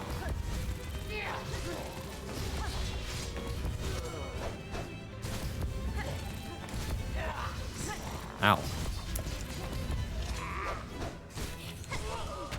There you go. Ow. Great. Ow. Ow, my.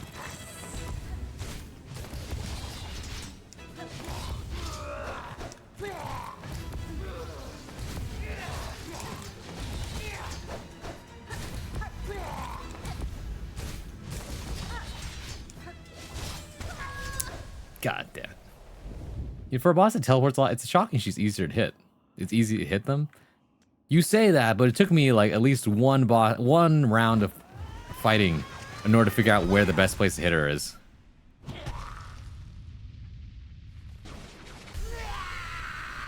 It's not a hard boss fight. I just have to be more careful. I'm being pretty careless here and there.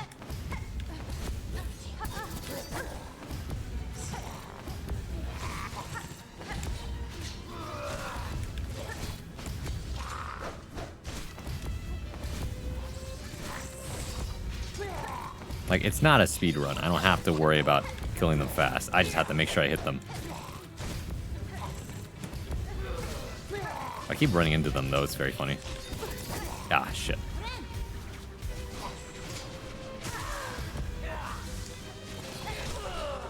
Nice.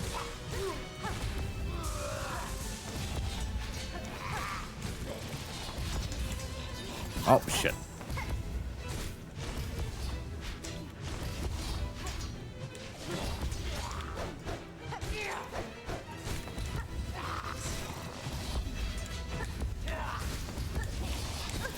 Ah, shit. I parried it.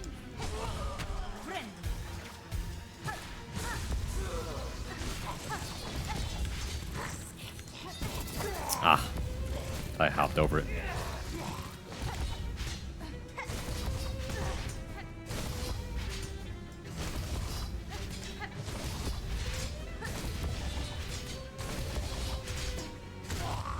There you go.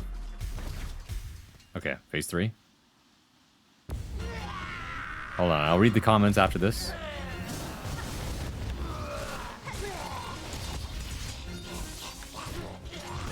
Ah, fuck.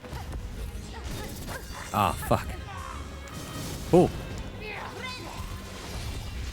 Okay. Shit.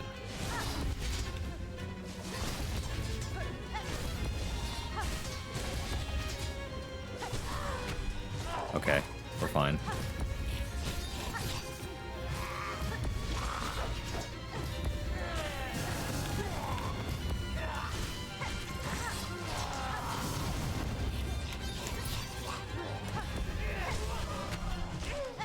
Just stay still.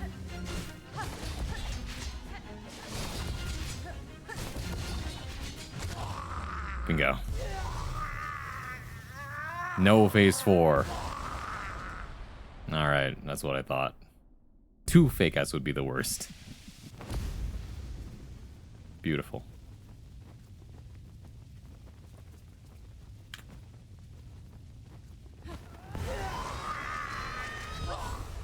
Alright.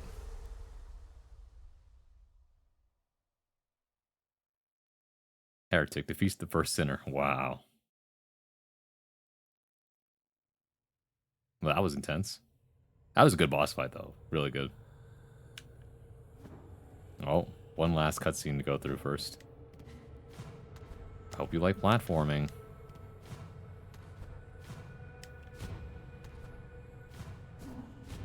Okay.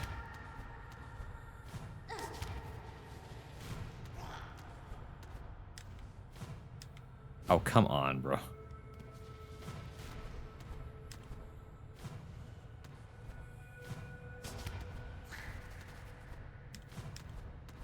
Okay. Oh, come on, man. Alright, that's okay. There we go. I run faster than these little guys.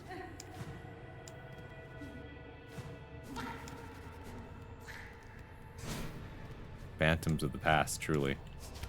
Oh my...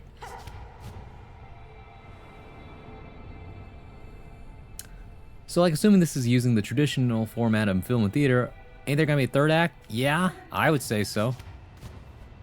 But hello, Hunter. We finished watching the Caitlyn trailer earlier, and I gotta say, she looks really, really cool. Like, she doesn't look like a zoner, funny enough, despite the fact that she's all gun with traps and an Aegis reflector for some reason. But I guess that's part of the charm. So that's exciting. She got the Happy Chaos roll. She got the Happy Chaos roll. She can roll through projectiles. What else did you guys say?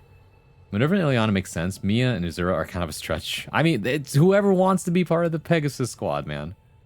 I heard it's really hard to pull off. I've also tried Lincoln, but the deck is so hard to pilot. You know, I'm willing to give it a try. For a boss that teleports a lot? No, I already read that.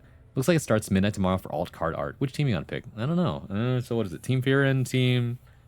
Damn, why did I forgot the name of the other two characters, bro? Help me out. I need to go watch Fearin.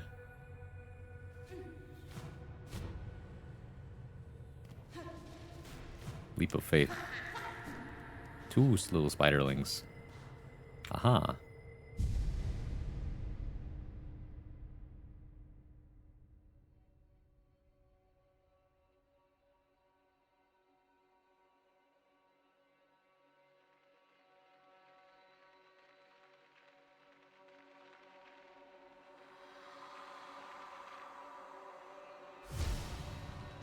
Interesting. The gift of evolution.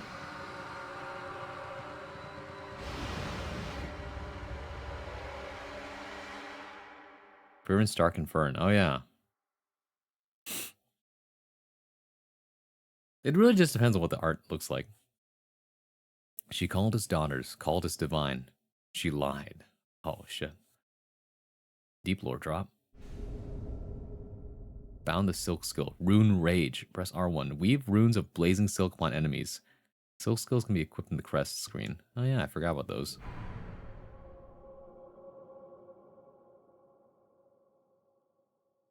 You'll probably be a Team Fearin or Stark then. Fern is literally just her cooking. Okay, but that's kind of sick though. It'll depend on what the art looks like. Oh my goodness. That's kind of sick. Okay. It's like we still got everything, so that's nice.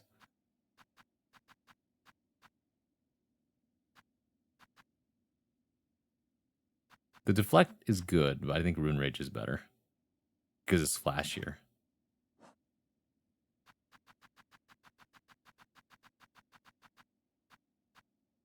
First Sinner. Ancient Weaver condemned for a transgression lost to time. This one's husk held a masterful talent to weave silk into blazing runes. Throughout my life, I've seen runes woven for many tasks. Was she the first to hone such skills? We have Fearin with her old team, Stark doing a badass axe swing and Fern cooking. Okay, but like, that's what the people want. Okay? Cute girls doing cute things. Okay? I imagine Stark isn't gonna have that many fans. But, Fearin with the old team, though, is probably gonna be the winner, simply because of the fact that, come on, bro. What would Himmel do? Himmel would probably pick that team.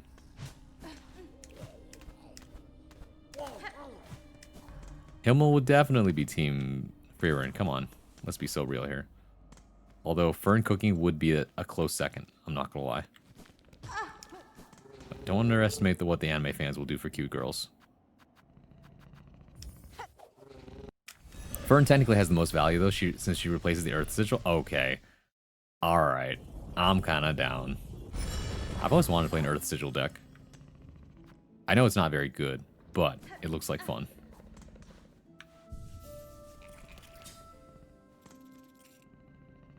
Okay, I think we're finally ready to go. Alright, Murdoch. I think that's everything.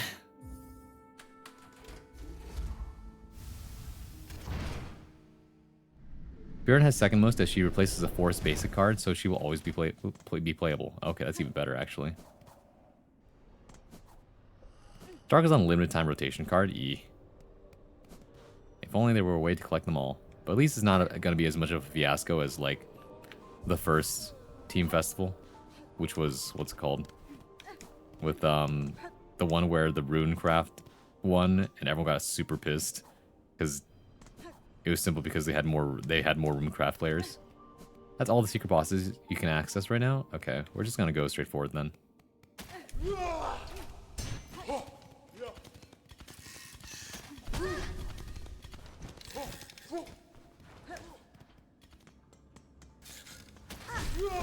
What a shitty time to show up for these guys. It's okay, I'll recover it on this end.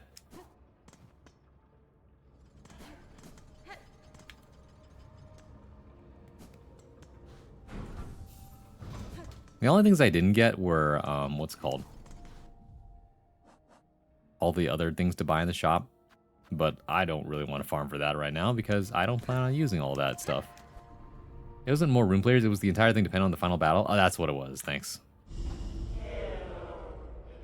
Pilgrim of Farloom Eternal, you rare chosen who hath ascended to this final threshold, listen to our wish, deliver it, that you may rise above and see your pilgrimage end. You would hear the song of the architects at the core of our citadel. They who sustain our realm, its walls, its floors, and its voice, even as others fall silent.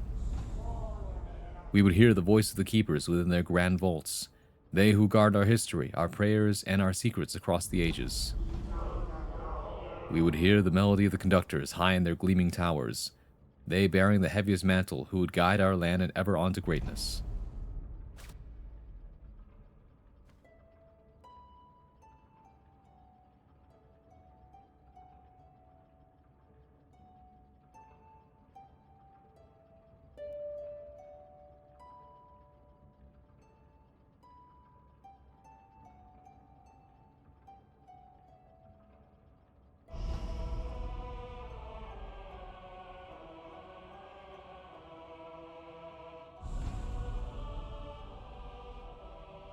That's so cool.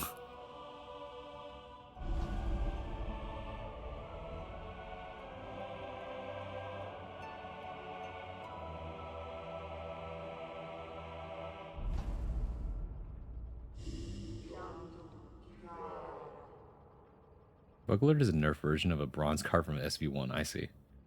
The only issue with Farron is she is attached to a really bad basic card. Fair enough. I'm probably going to pick Farron, but I might consider buying Fern. The Surface is up for Nikkei? Oh, the thing that was in Alpha? Oh, I'm down to play that. I was like, I'm kind of looking forward to it. Anyways. Pilgrim who would hold our song within your shell, rise above. Offer your most devout self unto our sacred heart. Alright, who's the Act 2 boss here?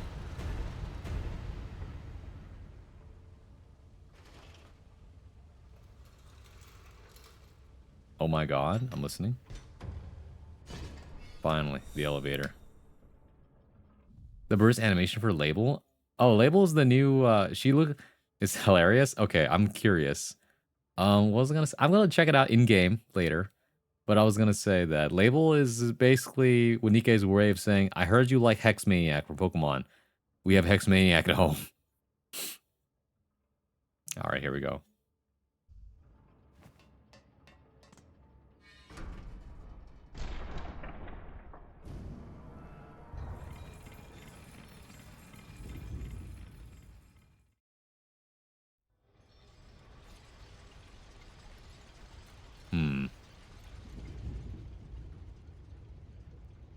I love the controller rumble vibration here.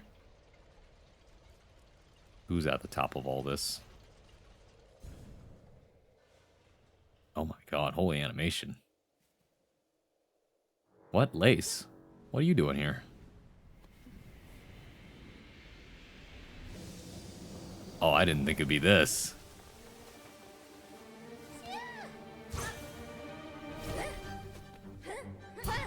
Just like that, huh? Ow. Ow.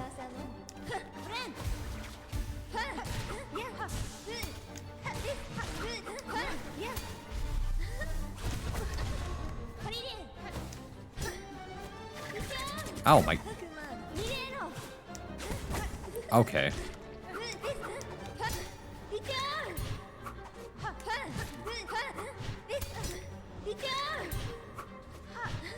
Parry it.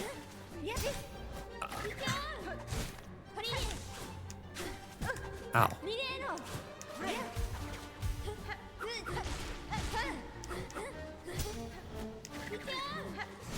Oh.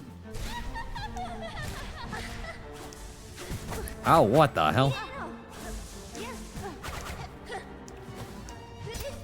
Ow! God dang it. She was sleeping, of course. Understandable. X-Maniac, but instead of being Ghost Fanatic, she's a porn fanatic? Oh, even better. Which is that's what the people wanted anyway. Which, because people thought that That's what she would be into anyway. Let's try that again. But that was a really cool cutscene transition though, I'm not gonna lie. Epic as hell. Here's what it looks like without the transition. Wake up, you lazy bum, it's time to fight again.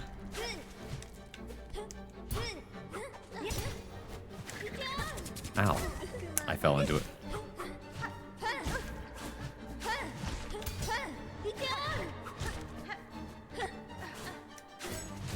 Ayya.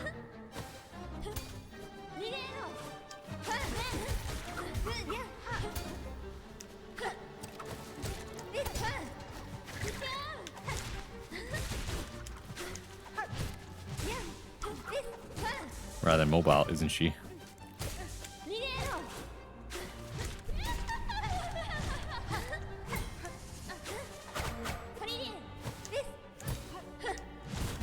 Ow, what the hell? Excuse me.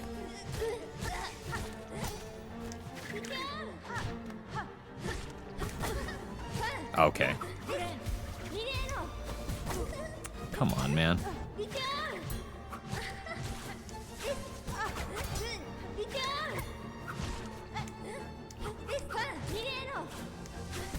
Oh, what the? Oh. Just enough. Now what?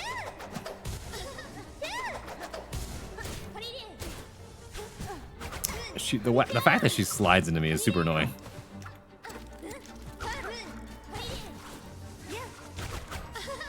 Oh, fuck.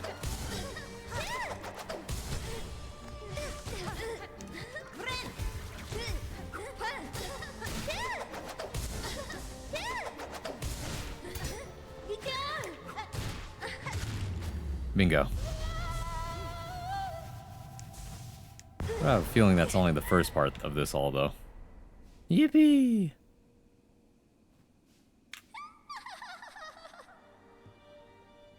Congratulations, Spider. Finally, I felt your sting, and you've bared the truth of my pathetic empty shell.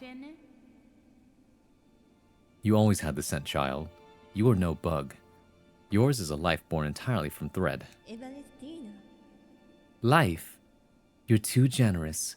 This weak, wasting existence, this was not life. Just a husk shaped to act as a child. Yours was life, Pale One. Do not confuse your unique creation with its absence. I've seen others make the same mistake. Platitudes, Spider. From you? Don't be gross. Head on.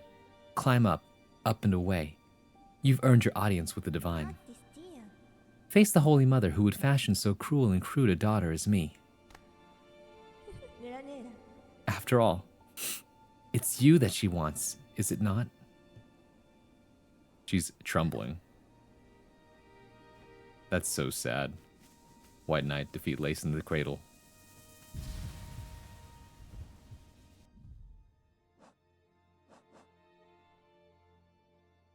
Manic Fencer who delights in battle. A bug born entirely of thread. Much silk would have been needed to see her sustained. Fragile form of life, but life nonetheless. Oh, how sad. Oh, never mind, the surface isn't up yet. For some reason, the game just said I unlocked it for some reason. I see. Oh boy.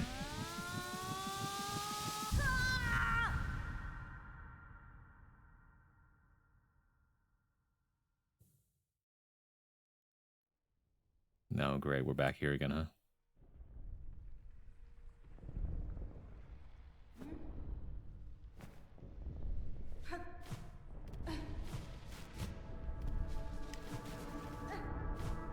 Better a child spun mad than once.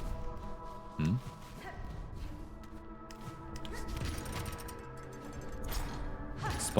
Better child spun frail than none.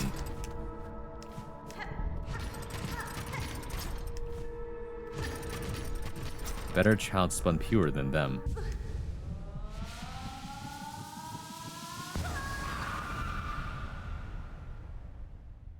From our silk, a child born loyal.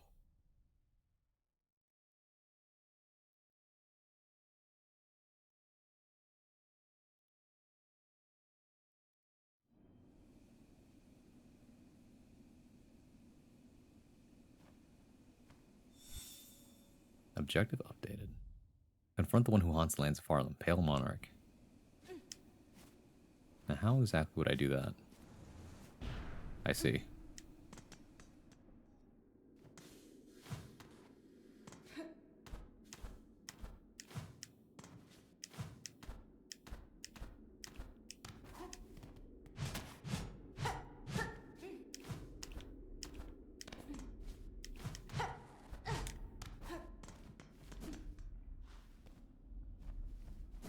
I don't know where the right way to go is.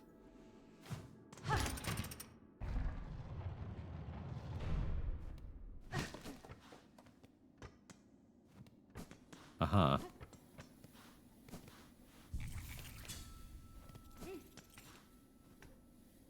Due to unacceptably high injury and unsanctioned deaths, Ventrica travel shall henceforth be denied to all.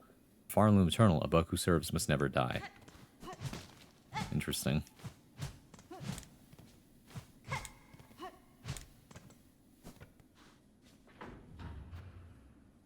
Terminus, huh?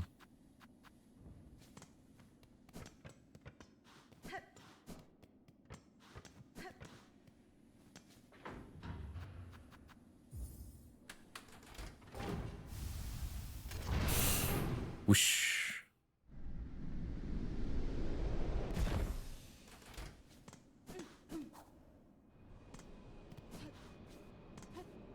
Wait, we've been to Terminus, huh?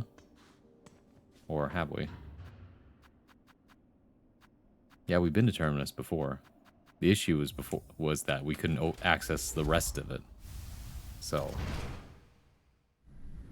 that's why this was here. Absolutely fascinating.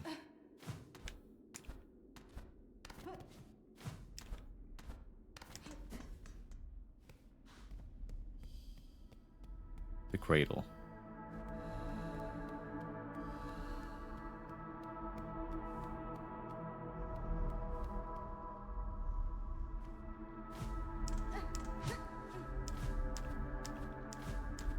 Up or down?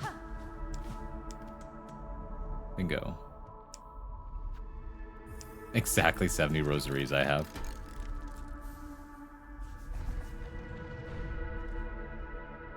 Okay, well now I know.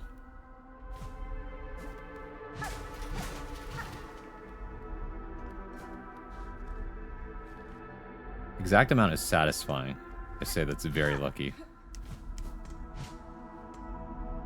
Weaver and eighth part last of their line, frail with age. Tracked and taken in Sandsea Waste. 7 chorus doors, 9 envoys lost to task. Another one of those numbered poems. I'm a little too small brain to figure all that out, so I'm not going to bother with all that. Weaver and eighth part last of their line, mortally wounded. Tracked and taken in the Black Barrens. 4 chorus doors, 1 reed lost to task. Oh, these are the cages, the same cages that they tried to bring me in. An eighth part. What does that mean? Last of their line, frail with age. Tracked and taken in Sandsea Waste. 9 envoys. I see. So they sent 7 choristers and 9 envoys, and they all were lost. This one was mortally wounded, taken in the Black Barrens. 4 choristers, 1 reed lost to task. Finally, we have Weaver and quarter part last of their line. Oh, in other words, how much of their line? In other words, if you're they were an eighth of the blood, this is a quarter part Weaver. Staked to service. Tracked and taken beneath the city of steel. 8 chorus doors, 12 envoys lost to task. Interesting. That's some deep lore.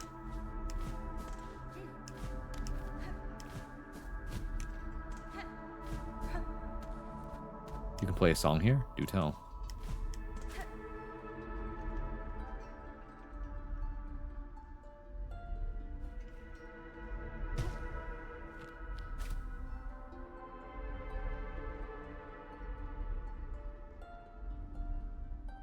Eternal, your will, your bounty.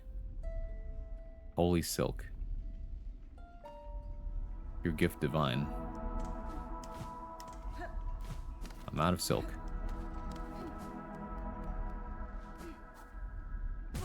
Oh, of course, my bad.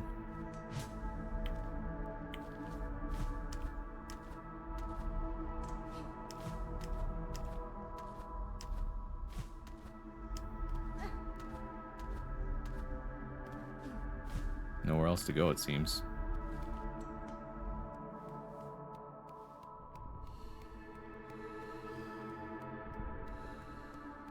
There's a lot going on here.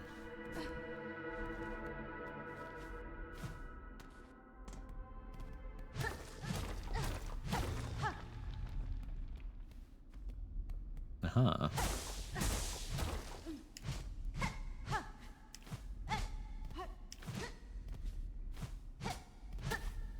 There really nothing else here?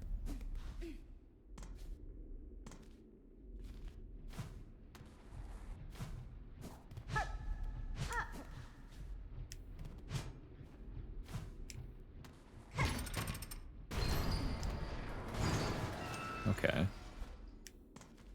That's a nice little shortcut.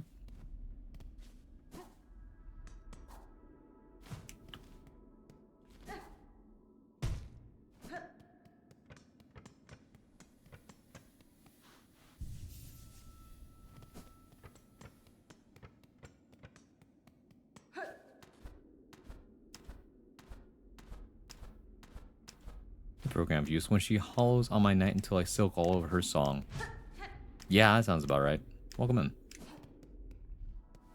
Alright, we're at the... It's no spoilers, okay? This is the end of Act 2 here. So this is some real final boss shit. Turn away now, or forever be spoiled.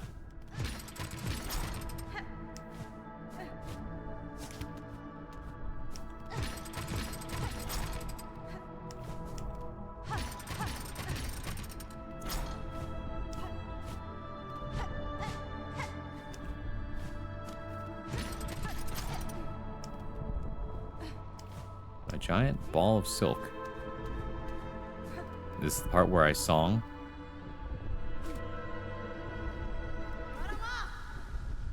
Get your ass out here.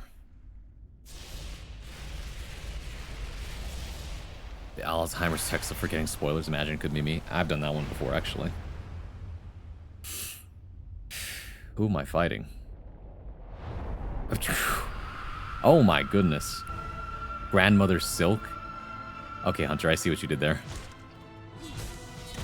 Okay.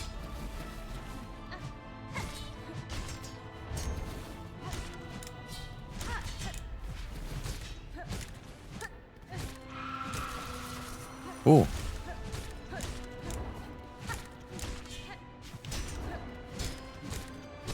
All right.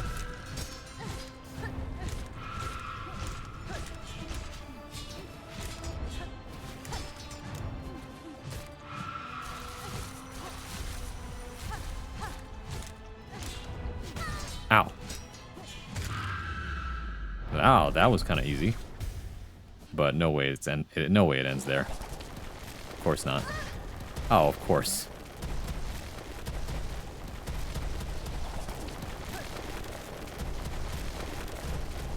Time to be another god. Phase 2. Oh, limited room to work with, I see.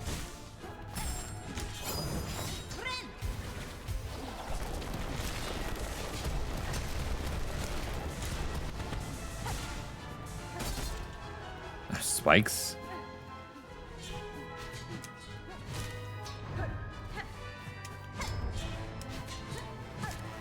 Oh, what the? Couldn't even see them.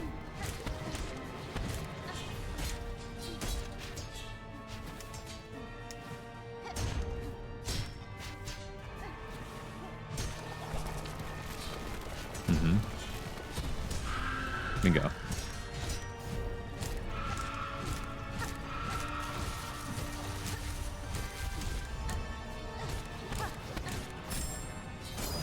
Oh, what the fuck? Oh, shit. We're fine. Bingo. That was really smart of me.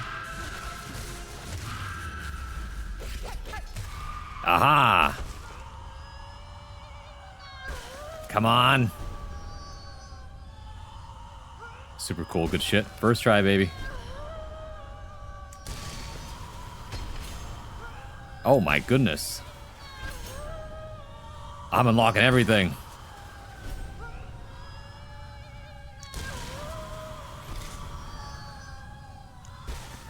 Ah!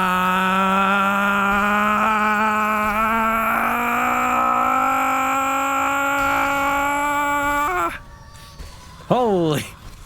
This is to go even further beyond. Ah!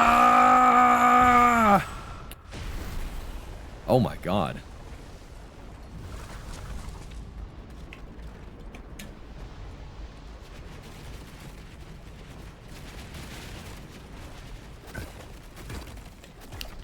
Isn't that bad?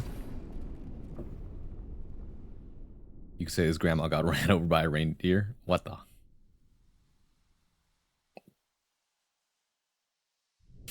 Phew. Hit the spikes to make it fall off? Oh, I didn't know that.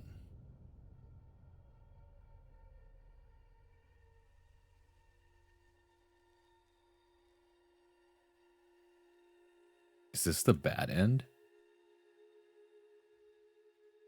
Was there something I was missing?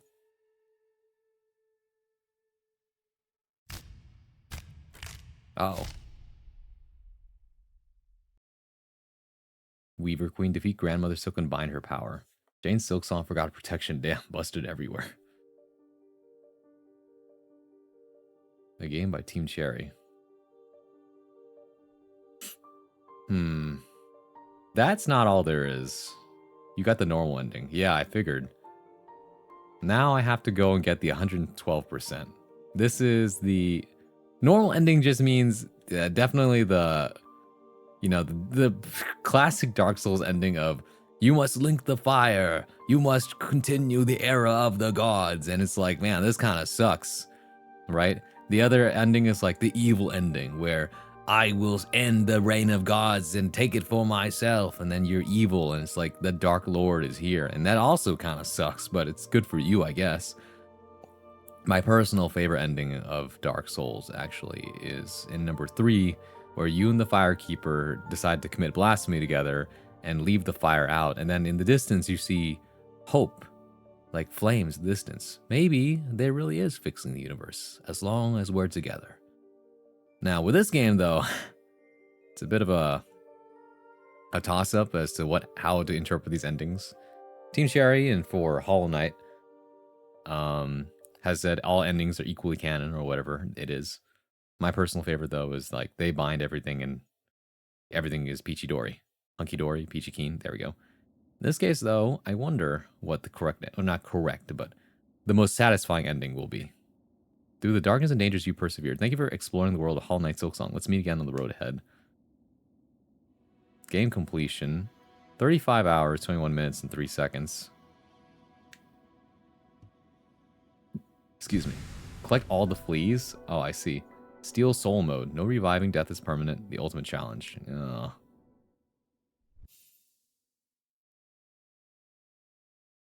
Isn't there also like a beat the game really fast achievement?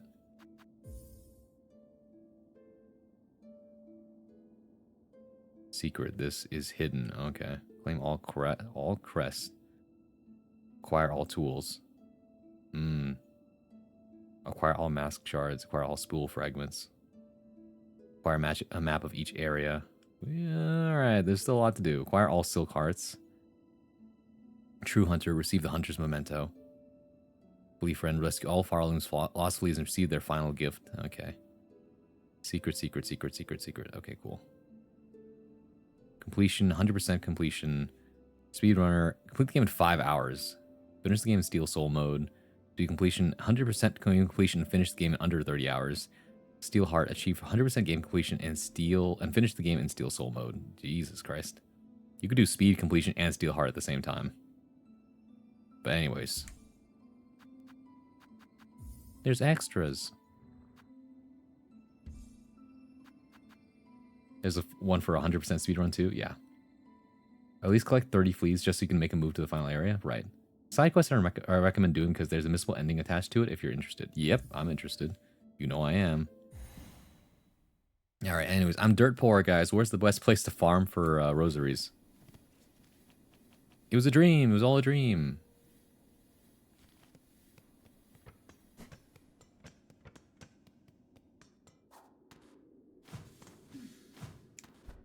Farming rosaries is easy. Yeah, I mean, where's the easy part? Where do we go for that?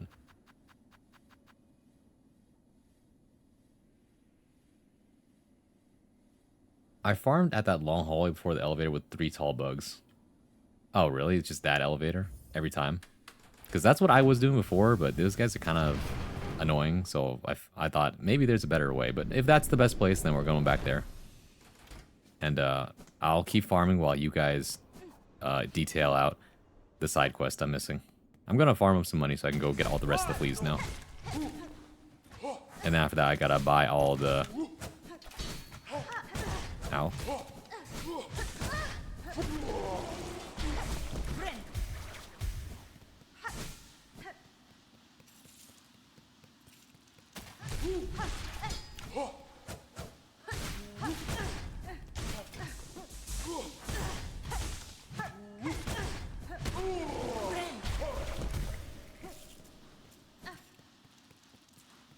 Get like 30 from these guys, I guess.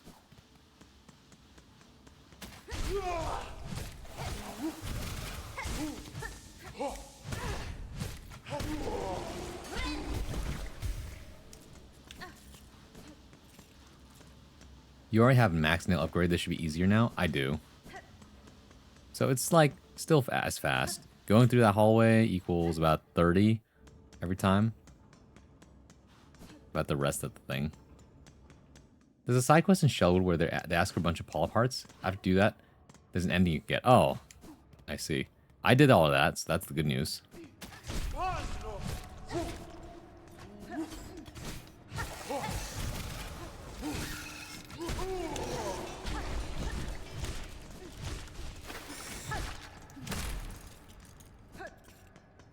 So I did all that for the polyp's hearts, and they gave me the poison tool, I think. You can get a crest for it, really. How do I do that?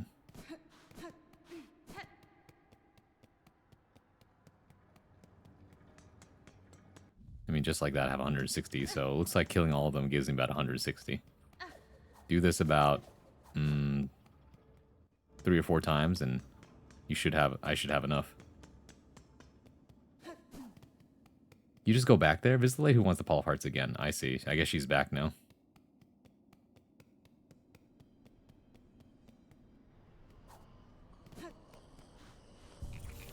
Oh, hey, you're new. You stay close, sister. Them halls beside are crawling with haunted husks. Wandering will only bring death pointed and painful. Okay.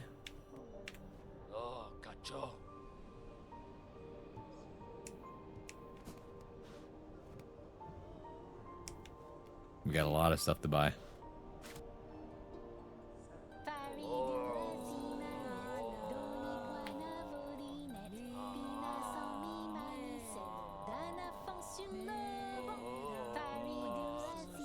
Interesting.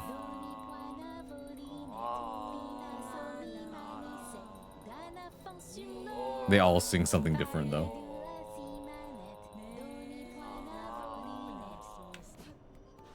Anyways.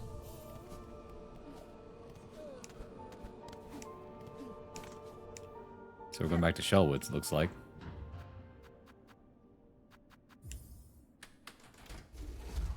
Also, it says I haven't explored every parts of the map yet, which means I'm still missing some maps, aren't I? Currently it says I'm at how much completion? I don't think it says here, does it? Maybe not.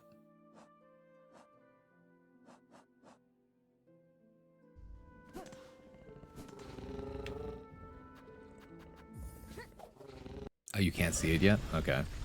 Guess I'm too far. Much to do still. Polyp hearts, huh?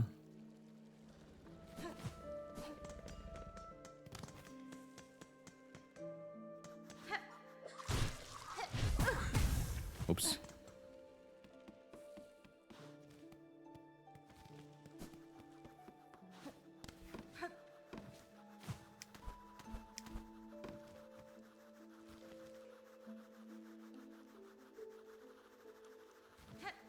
think it was this way. Oh.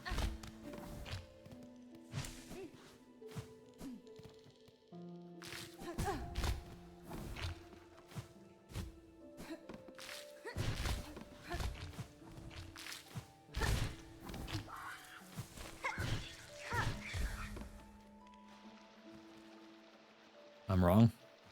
Yeah, you're right. This is the wrong way. I know the way you're talking about now. I was looking at the map and I'm like, oh, okay, wait, this is the wrong crevice.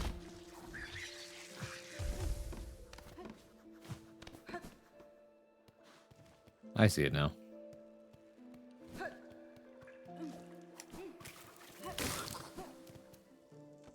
Yeg. So true.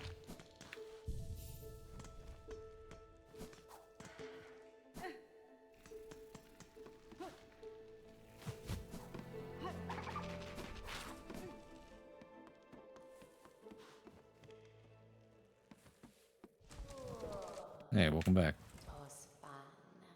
Time will come soon. The time of birth approaches.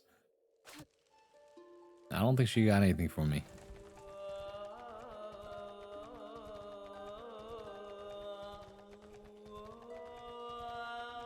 That's interesting.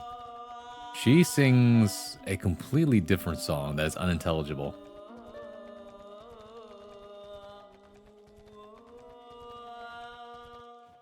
Seems I haven't fulfilled a condition yet. Well, in the meantime, let's keep farming. It's actually easier to go to Bellheart instead.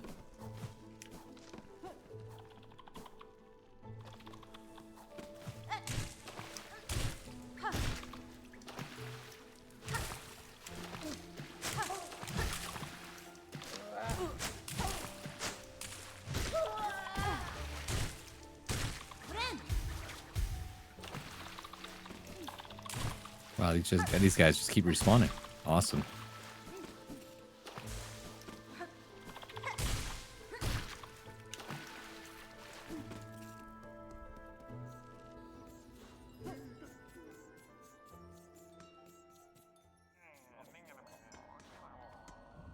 Nothing new here.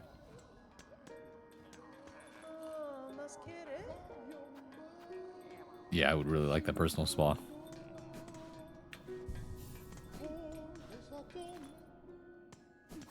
When she does let you do something for her, don't complete the quest, go and fight the final boss again instead for a different ending. Interesting. Wait, so... don't complete the quest and you get a different ending from that? Wouldn't it normally be you have to complete the quest in order to get the ending? Interesting.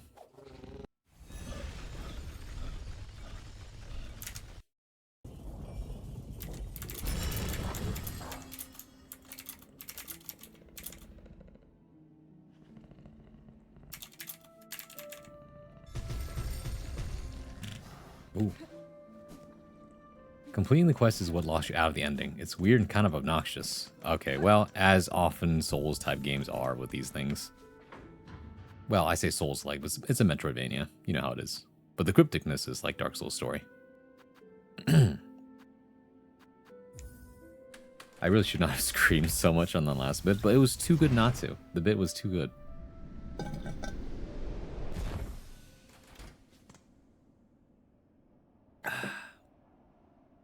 He was so cool. Worth it? Alright. Samus would never make endings this hard. That's true. Samus, I think, was making other things hard at the time. Like my double entendre. Oh, shit.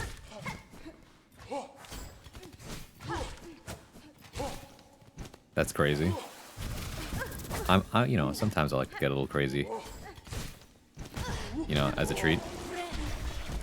That would have been embarrassing if I died there, actually.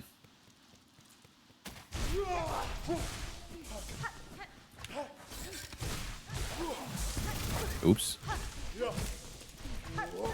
Oops.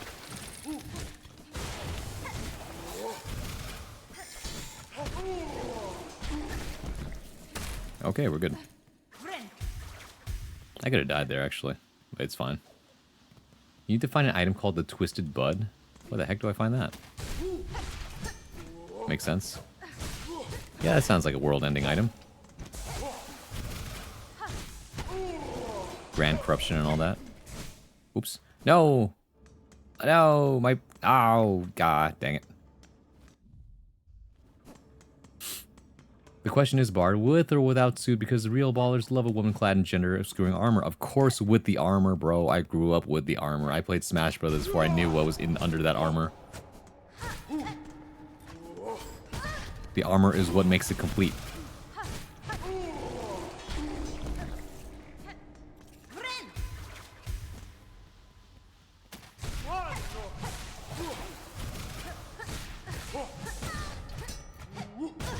Hello?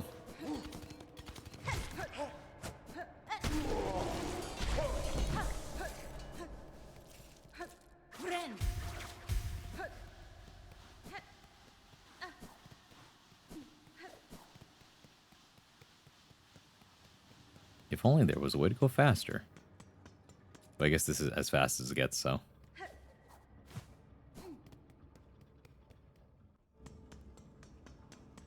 There is an ad break, but I feel like the better thing to do would be to simply keep farming through the ad break.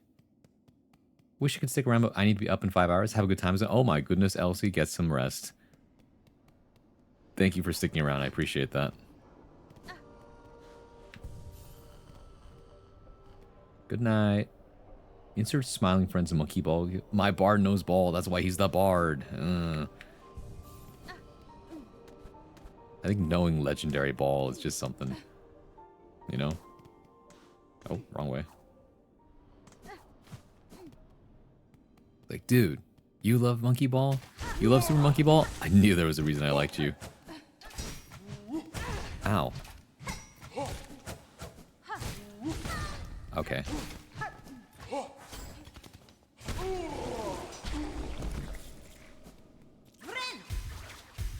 Next.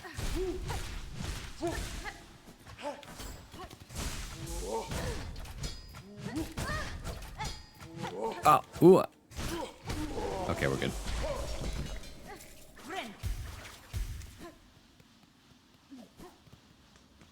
Actually, what am I using right now?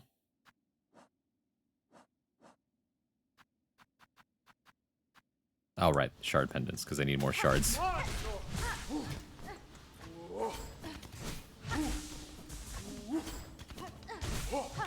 Ow. Ow. Ow.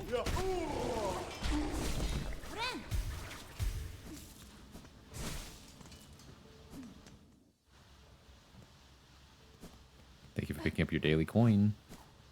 I really like the version of that GIF that adds like flashback-esque impact frames. Oh my god.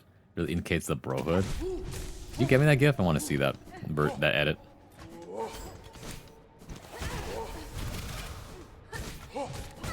Ow.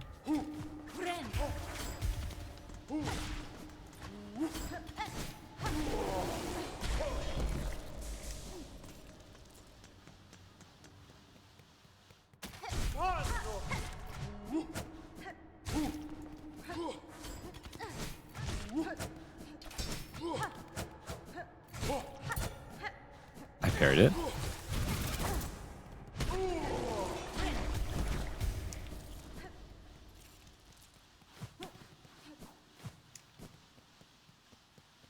Discord invite. Wait, were you not in the Discord? I didn't know that. Well, that means that I will personally hand deliver you this Discord invite. Okay, I just realized that it's like 11 o'clock, so I should like, what's the word? Go brush my teeth and stuff while we take an ad break. So I could do that. But first, Discord invite.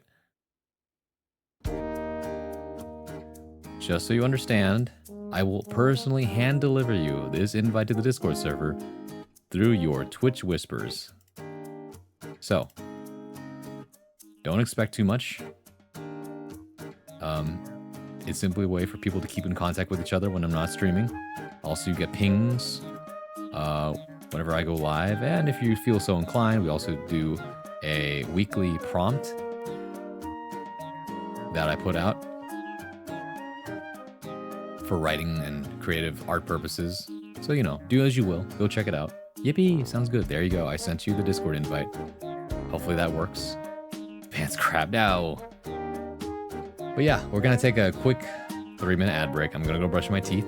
And yeah, we'll be right back after these messages. See you in a bit.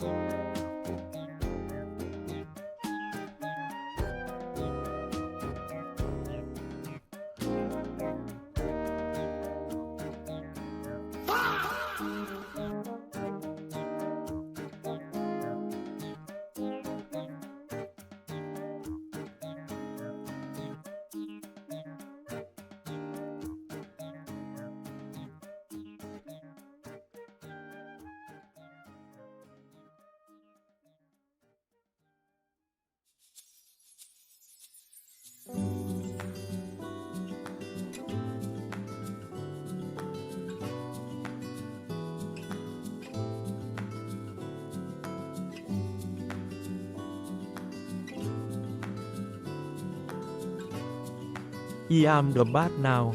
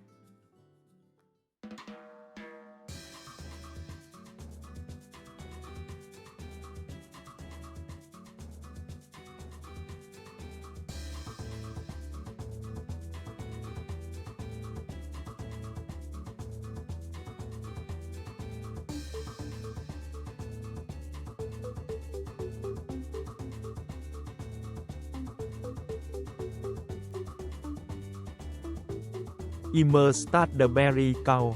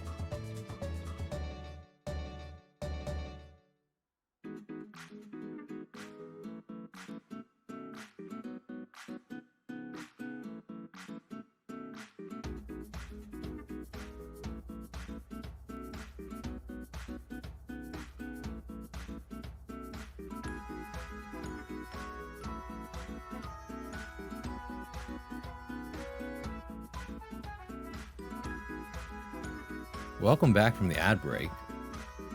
Hold on a second. So what the hell? Actually, hold on. We're not done. I have to go check on something. What the hell are you guys doing? Keep yourselves entertained for another minute. I'll be back.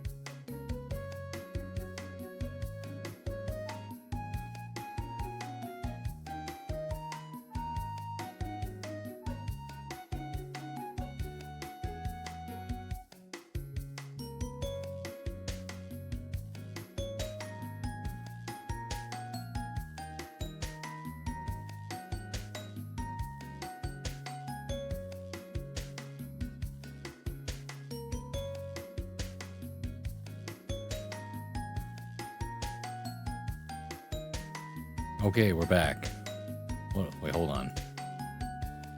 Look at the funny KM pace frames, Mr. Bard. What? What are you posting?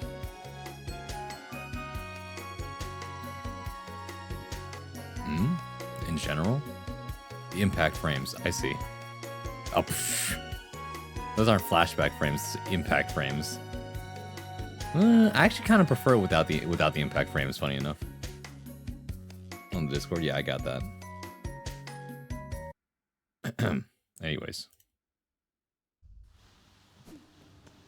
Impact frames? It's a GIF on the Discord.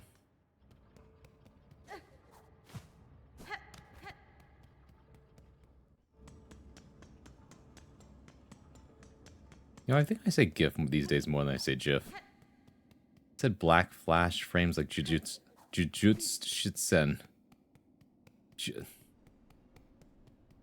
Typing. You know, ever thought about the concept of reading something before you press enter? I swear to God, I'm gonna look at your messages here. Maybe Shinjitsu? No. I'm gonna look at your messages. I'm gonna scroll back up.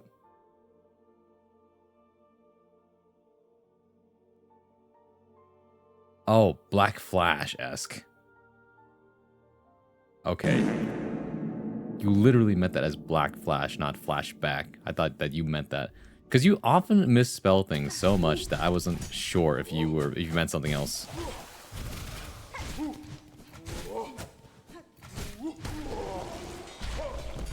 Dodonray! Honestly, I think Dodonray does not sound as cool as Neo Tri-Beam! Shinkikoho! Like, who is out here saying who else is out here saying Dodonray? You tell me. See, like, we're like, Kikoho! See, you get it. You get it.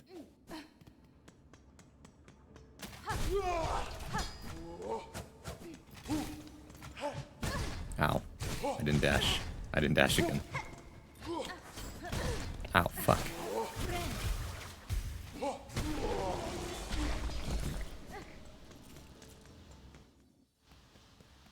Shinkiko. Neo Tri-Beam. Ow. Oop, I got greedy. Ooh, I almost died. That would have been embarrassing.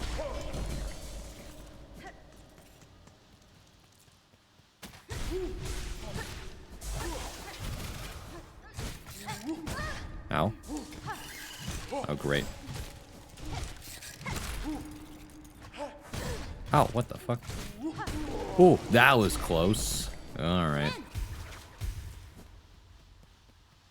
I'm out here preserving my ki by using the more efficient beam, and everyone's wasting their life force on a full beam blast that ain't not overconfident bug-themed android could dodge.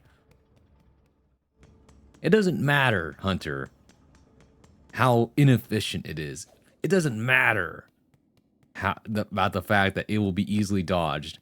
It's about the fact that we will be remembered for putting it all on the line. Every single time I remember that, I don't even remember Cell dodging the damn thing. I just remember how sick it looked when he went. Yes, exactly, Chim. It went far. No, when he went Shinkiko, Neo Tri-Beam, just putting his life on the line, everything on it. Like, this will kill him.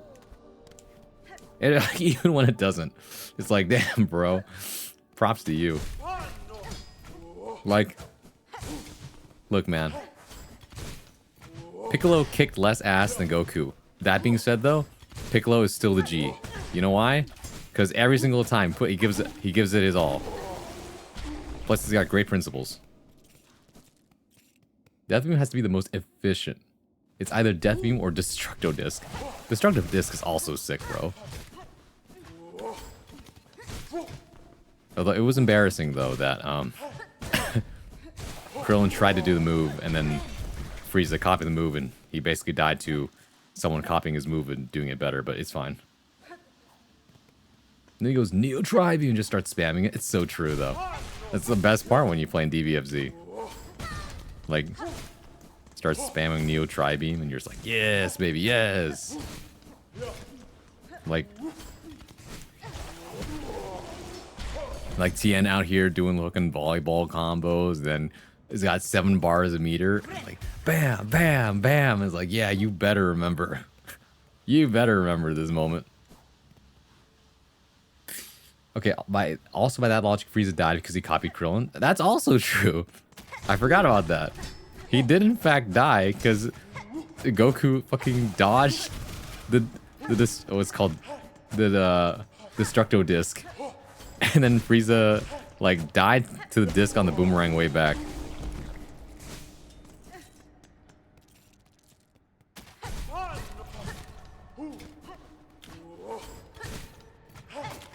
Oops. Oops. That's fine, I guess.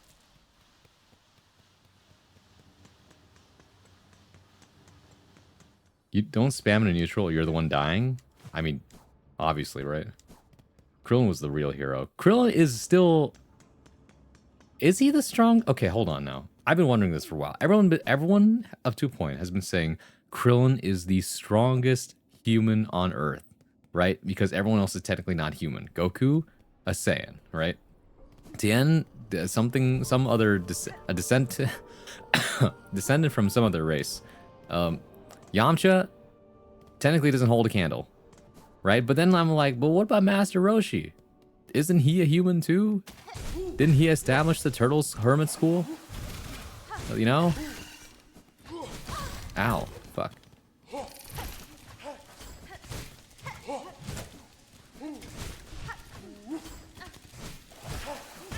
Ow. Okay, we're good.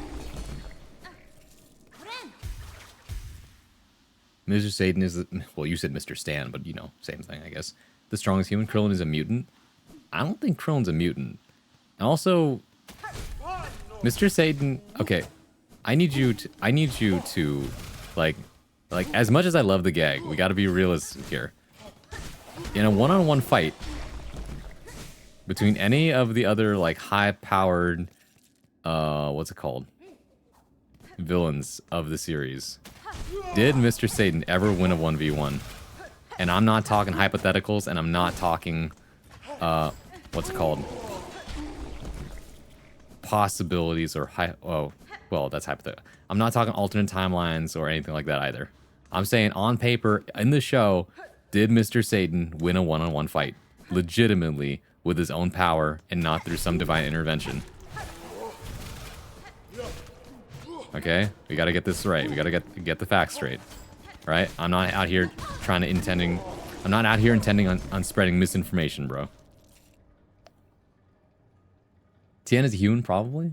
Krillin clears that fraud Roshi. I always wondered about that. Tien and Krillin, they're all mutant abominations. Roshi is an immortal magic being. Are we counting Roshi in the super arc? I think Krillin's probably still wins. Mr. Satan is an actual martial artist. He's stronger than any normal human. He didn't beat the 3 guys who shot Boo's dog by himself. Okay, but Boo wasn't taking any of them seriously, right? Mr. Satan is a Cyberman victim for real. Mr. Satan is the strongest human. Okay, I need proof. Where is the proof that Krillin is a mutant? Because as far as I understand, like, yes, Tien is definitely some kind of mutant variant of, like, probably offspring of another alien. Who settled on Earth is what the theory is, right? Because that's why he's got 3 eyes and can shoot laser beams like that. Okay, actually, no. Krillin can also shoot laser beams, so that's through pure, like, training, I guess? You know, mastering of the ki, which is a natural thing that any human can do, which was proven by everyone sending Goku their energy via Spirit Ball, which says that every human on Earth has the potential to use their ki, right? It was just facilitated by the Spirit Ball being formed. That's all I'm saying. He has no nose. I mean, I think that was just an art decision. I don't think that's actually like... I mean, actually, I guess it's part of the gag, but he is human. Outside the nose thing. Mr. Satan is a mercenary Tao victim for real. Okay, mercenary Tao is actually like... What's it called? He's the dude who, like, people have been kind of using oral farming clips of him, right? The one where, like, He says, "I'll be back by dinner." Kicks a pillar in half. Oh my god, it's you again. Kicks a pillar in half. Launches it into the sky and then jumps after it as a mode of transportation. It's that guy, right? The one who basically almost kills somebody with a slipper. Is that guy? Mercenary Tao was kind of the GOAT. That's what I'm saying, even though he was technically a villain, right? Look at him, dog. Where's his fucking nose? He canonically has no nose.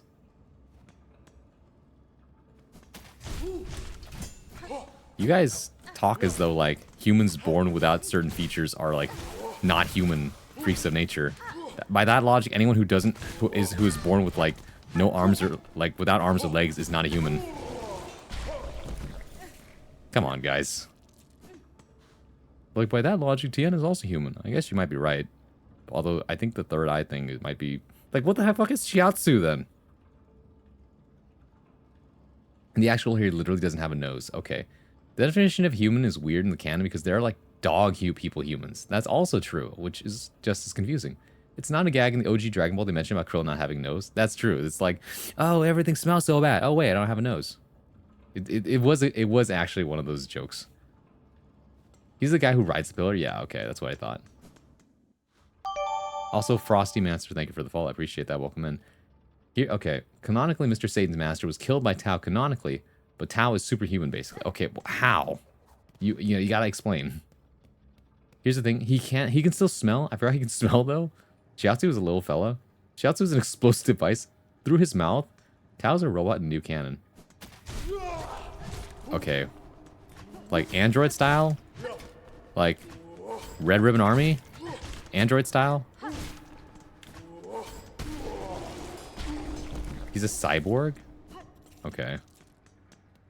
You might be able to technically call 16, 17, 18... I mean, they were human at one point. They're called androids, but they're actually cyborgs. Because they're still organic. Technically. They just have all the cyborg parts. They were biogenetically enhanced by the Red Ribbon Army. They weren't created. Right? You got, like, robot parts made on Earth in more than one way. Is that how we're defining this? Were you born on Earth? If you're born on Earth, you're considered human. I don't know if that's correct. That doesn't sound right. You know? Piccolo's human chat? No, he isn't. Was he born on Earth? I'm pretty sure. He's a Namekian. Was he not born on planet Namek? Am I missing something here?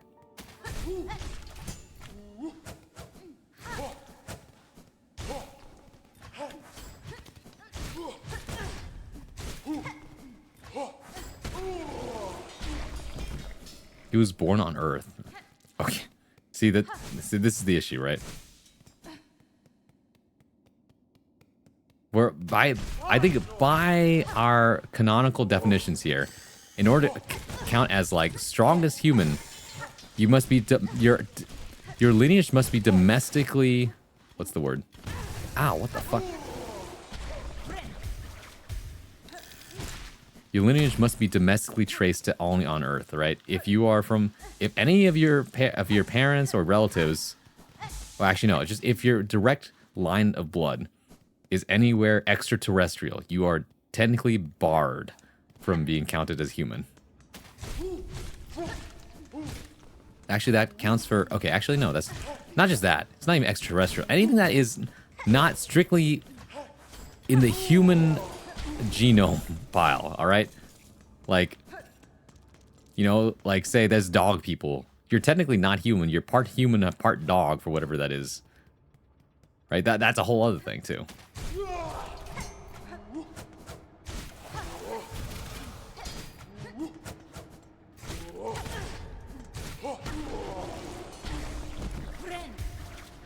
Krillin, domestically Krillin. See, Kodo, that's what I've been trying to say. Okay, hold on. King Piccolo coughed up his egg right on the battlefield on Earth? Okay, that's fair. But then... Okay, hold on, though. King Piccolo and Piccolo, or actually, no, were two... Piccolo and then the other guy, I forget what his name was. The old guy, right? Were two halves of the same guy who was King Piccolo, who got his ass kicked by Goku years ago when he was a kid, right? And even though that half of that half of the guy who later became Piccolo regular, right, is of alien descent. All right, just because he was technically born on Earth doesn't make him human. All right, ethnic wise. All right, it's like how I'm Asian and I'm born in America. Ethnically, I'm Asian, but nationality, I'm American. All right, downright to the culture. All right, same deal. All right, everybody is nationally Team Earth, right? They're fighting for the sake of humans, for the sake of Earth.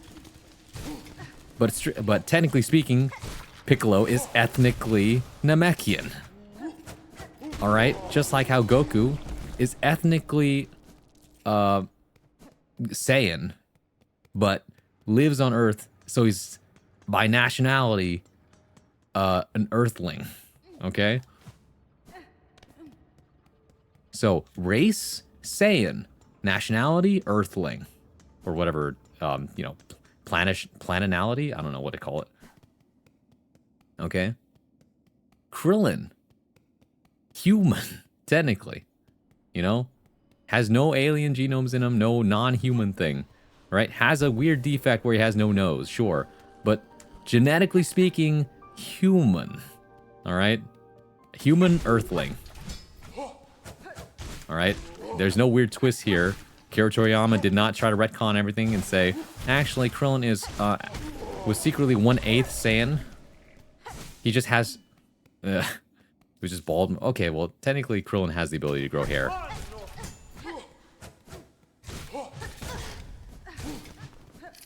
Man, what the hell are you doing here? Ow. Oh, shit. Hold on.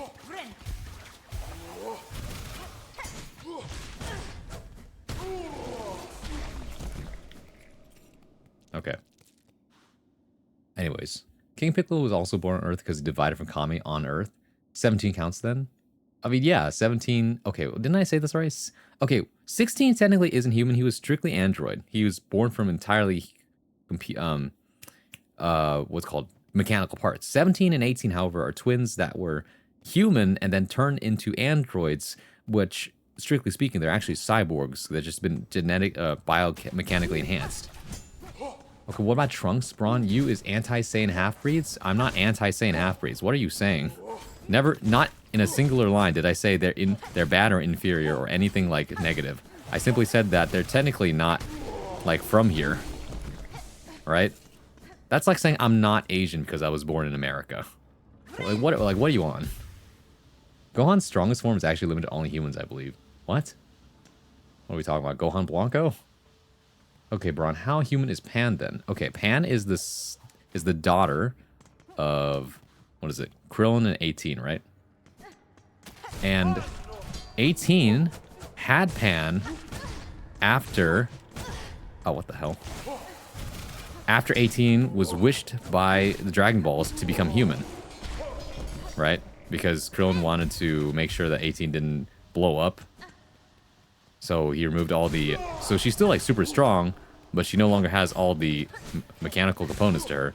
So when she has Pan as the baby, she's technically all human, and so is Krillin. Therefore, Pan is actually 100% human. Wait? Pan? Or am I talking... Oh, wait, am I thinking of Krillin's daughter, or am I talking about someone else? Pan is Gohan and Vidal's child. Oh, my bad. Got them confused. My bad. 15 years in the joint made you a schizo in Yokohama. No, but it does sound like a good bar for a rap song. Would you agree that 17 only has the human genome? I thought so after the Dragon Balls, right? I think... Okay, but I think being human can't be simplified to the color of your hide and the antenna on your head. Hang on a second. I'm really trying to claim 17 here. I want him on the team. I'm trying. Is 17 not human? I mean, 17 is technically half human at this point. He's not full human, though, because he's still got all the bio parts to him.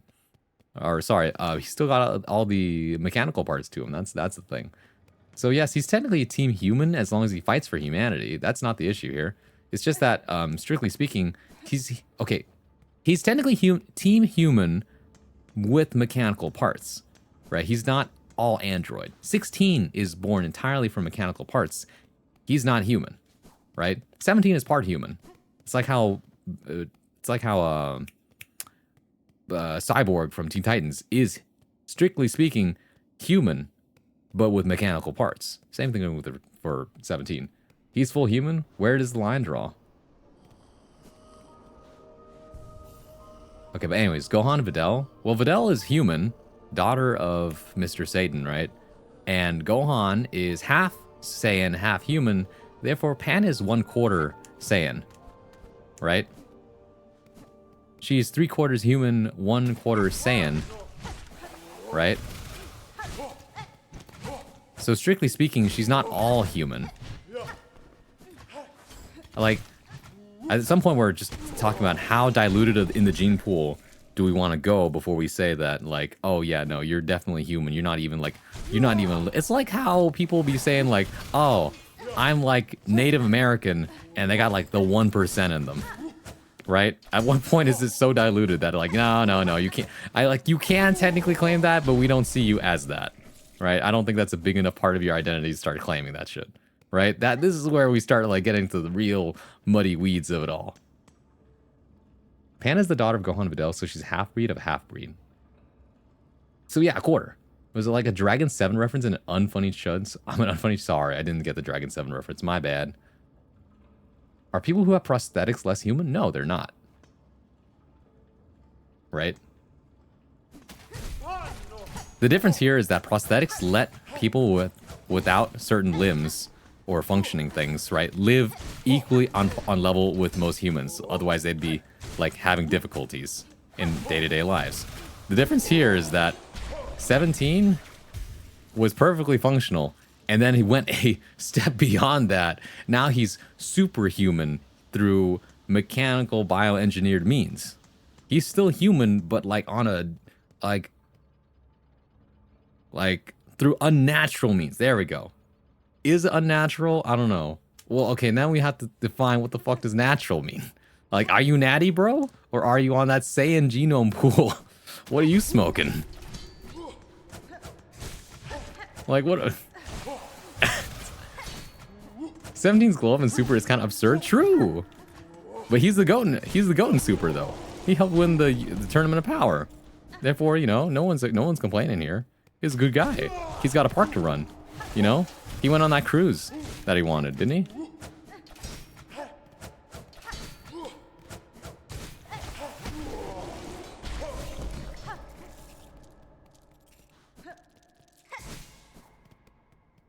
Can't a human get Android 18 pregnant? This is the question of whether a man is human. As long as the genes are compatible, I don't think that was a question. 16 is more human than some. True, that is human in the poetic sense. 16 was genetically not human, but in soul he was human. And that's what made him beautiful. If you replace a human part by part, at one point do they lose their humanity? This is the Ship of Theseus, human edition. God damn it. You know, this is like saying, okay, if solely you were replaced part by part, and you were still entirely made of human parts, but every part of you is no longer parts of yourself, are you still you? This is where you insert that one meme, like, despite everything, it's still you. So sad.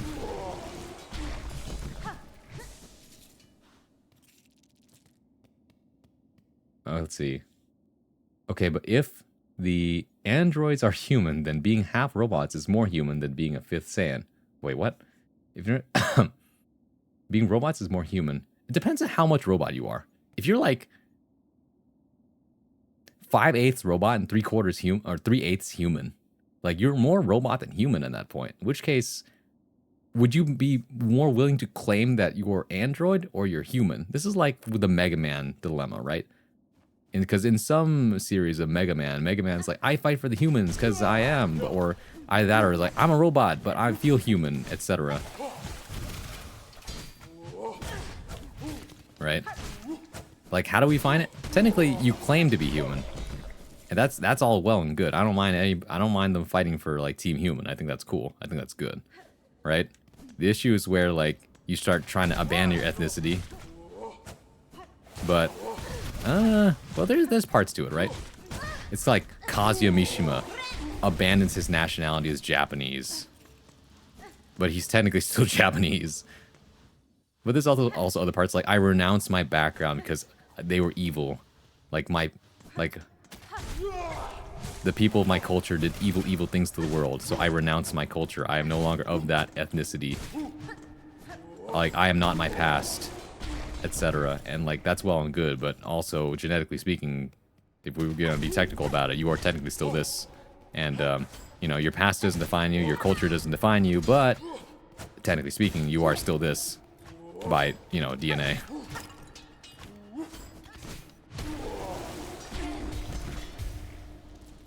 Unnamed politician, we all know. Excuse me.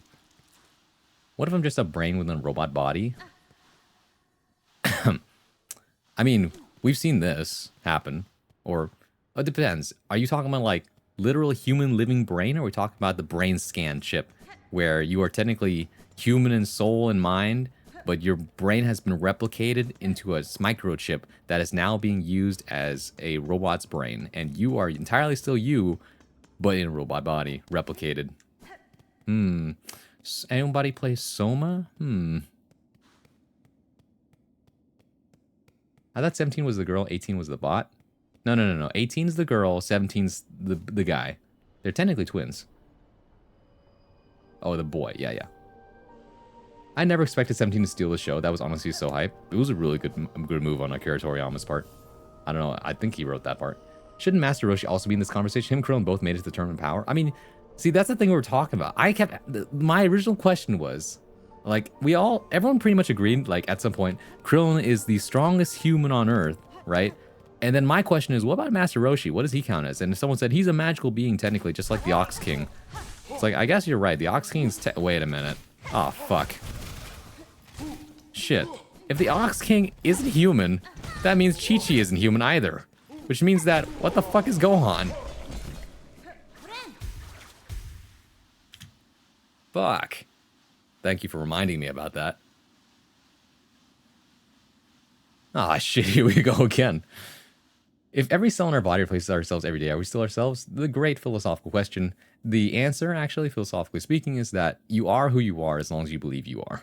I think, therefore I am. Thank you, Descartes. Scan chip or living brain. You know. But Braun, you're saying you don't support android liberation. They're fighting against the tyranny that have ingrained planned obsolescence to their soul, and the only path to paradise to fight against the world that oppresses them. Android lives matter. Okay, so you're pro AI then, right? You were probably more like, okay, Gen AI bad, but certain AI good. No, fuck them AI. Okay, well then where do you draw the difference? I would assume Krillin, 18th child, would be full human. That's what I said. Robo doesn't have genetic components that pass on unless 18 is their genome edited to grow biological robo parts. No. The wish was that... So Krillin made a wish at the end of the Cell arc, right? Also, Nyani, thank you for the follow. I appreciate that. Is that supposed to be a play on words to, like, Nya and then Nani? Like, what? Or is this something else? Either way, welcome in. Good to have you. Oh, fuck. Oh, I parried it. Oh my god.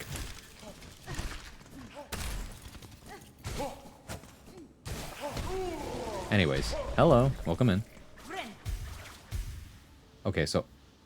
Where are we? How much does Chi-Chi power scale in this debate? I mean, it's not about the power scaling. We're talking about the purity of the genomes here. Alright? Mythical race. That's what I'm saying. Stop asking questions. We're only here to ask questions, Shucks. We're here to ask the questions no one else is asking. Half Oni, half Saiyan. Hope you're having fun. Hi, Gamba. Hope you had fun, too. I had fun on your stream. Let's talk more sometime. Okay, look, man. We're having, like, some heated discussion about the strongest human in this, what's it called? The Dragon Ball universe, okay? Because we have to, like, I have to duke it out for the legitimacy of your genome pool about being pure human or not. And how that affects, like, being the strongest human by definition. You have a good one? Oh, canonically it's Krillin. That's what I'm saying, but everyone's like, well, technically Krillin's a mutant, so does he count as full human or not? I don't know. Well, hear me out. What if the Ox King abducted Chi-Chi and forced her to be his daughter? Okay, that sounds cruel and unusual, but that's also hypothetical that we have no proof for, so therefore it has no place in this discussion. Hunter's like the Goomba meme. I am the ideal the person on Twitter who's a walking contradiction. You're just being here to be contrarian then. Also, thank you for the lurk, Gamba. Are Hell residents human? Okay, it depends on how far the Hell residents were going down, right? Because if they die and then in the afterlife and they have the halo, then they're technically, they were human, but now they're spirit form, right? Etc. But if you're born in hell and have demon descent, then you are technically not human. Anyways, is it been officially stated? Okay, it's been officially stated canonically. Someone said like, yeah, but then we were like, what about Master Roshi? Is Master Roshi human? No, he's apparently a mythical creature, just like the Ox King, which threw into question like, what the fuck is Chi-Chi then? Part Oni? Like, what is an Oni? Onis are like also mythical creatures, I guess. Like, I don't know how that shit works. Krillin is stated to be human. That's what I'm saying. Everyone's like, but Krillin doesn't have a nose, so he must be some kind of mutant variant. I don't know. Chi-Chi's entry is human type Earthling. Sorry, that was such a bullshit cop-out answer. Human type. Human type Earthling. Okay, buddy, we just established Earthling is nationality. Human type? Is that what we're classifying now? Tien is also human type. Shaped like human. Therefore, it must be human. I'm so fucking livid, bro. Who is writing this shit? The no-nose was done as a joke? That's what I said. I said it was a gag. And everyone's like, no, actually, that was a canonical. He can still smell things, but he has no nose. Therefore, he must be... I don't know, bro. Are you farming something? I swear you've been fighting the same mobs for 5 minutes already? Yes, I've been farming for cash. I now have 1,964, but that's not enough because we're still on this conversation, and I'm not gonna stop farming until we're done with this conversation. So if you want me to stop farming, you must finish the conversation, bro. All right, prove with facts and logic that Krillin is the. It's like, yeah, I got your facts and logic right here, says Gamba. It's been officially stated by Akira Toriyama that he is human, and he's the strongest. End of discussion. Debate. Thank you, everybody. But that also, what the fuck is Master Roshi then? And he's another human type Earthling then. So is the Ox King, according to this lore. All right, buddy. If Chi-Chi is an Oni, like a demon, that means Chi-Chi is related to the demon realm. Thus is stronger than Majemba. Okay, but like, I don't think Onis are related to demons, though, are they? Unless it was... Well, no, you're right. Because... on the Dragon Road, some of the employees are Onis, right? And those are also demons, which are afterlife employees. And so are we saying Ox King is of the same breed? Is that where we're at right now? Pokemon types the no-no. Okay, I already read that. If human types are the thing, then motherfucking Tien should be the strongest. That's what I'm saying. Like, what the fuck are we on? But Goku having a tail was a joke parody of being Sun Wukong, and then they retconned it to be Saiyan. Okay, I mean, you know, we keep going back to these things. Looking at Reddit, people also debate if Tien is human. Some people say the Ox King is just a really big human, with Ox King being a title. Is Mr. Bo? Well, if not, what is he? Human type, clearly. Bro. Like, I don't know anybody else who's of the same descent as Mr. Popo, so...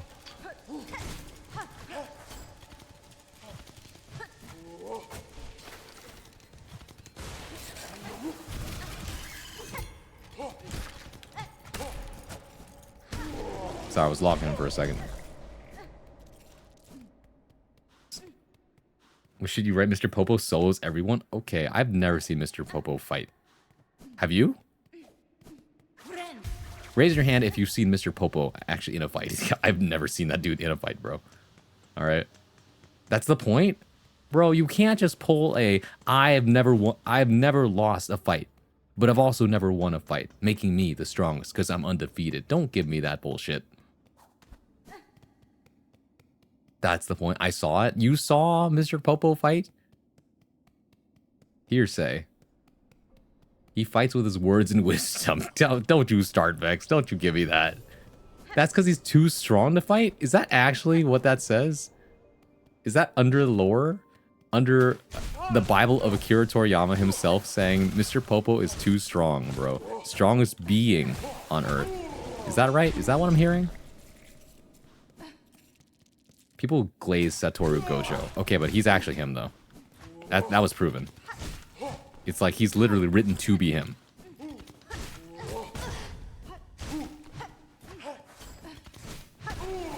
You know, I was gonna do something after this farming, but like, I'm probably just gonna end stream, I'll be honest.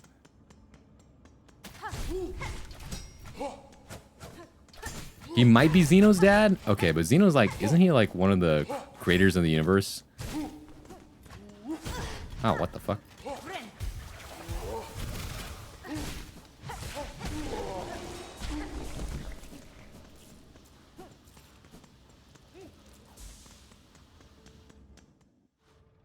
Just watch Dragon Ball Z Abridged. He's so... Once again, you're bringing in hypotheticals to the situation again. You just want to talk about it, about Dragon Ball Z Abridged. He stole his using the training bits of the Majin Buu age. Okay, we're not including this. It's not canon. Some places have the Ox King listed as a human. Do you know what will happen if you end stream? Yeah, you get sad and lonely, but you'll survive. And I'll be back on another day, and you can be happy again. Your happiness should not depend on me streaming. Alright, you know that better. You should know better. That's called being parasocial. We don't stand for that shit around here. Did I make the shotgun farmer joke yet? No, I don't think. Oh, wait. I forgot about that guy. Well, I forget when he shows up, but he's the farmer with the shotgun in Dragon Ball, right? I forget. He's like protecting his crops or something from one of the evil villains. Was it Cell he was trying to? And like, then he realized he's out of his league. The shotgun farmer is the strongest human. There you go. Why, a man with shotgun. I think we've already established that like bullets do nothing to any of the main cast of the show. I guess only Toriyama would have been able to answer this question, probably, and he's still alive. He can still answer the question if he wants. We might need to get the Ouija board to solve this debate. Why? Who are we asking? Which dead person? Oh wait, no, Akira Toriyama is not alive anymore, is he? Fuck, you're right. Ah, how could I forget? He was still alive in my heart. Damn it. Oh, I'm gonna get sad all over again. Fuck. Oh my goodness. It's worse actually. Soul Bad Guy said he will Fafnir loop then Tyrant Rape wall break me. You'll be fine. Just Mandarin fam, all good. It was a saying, if I recall. It was a Raditz. I think it was Raditz? Excuse me? Oh, that's right. It was Raditz being threatened by a guy with a shotgun. And I have how much now? 2,220? I can just buy everything in the shop now. I'll take one of these. Very cool. Nice.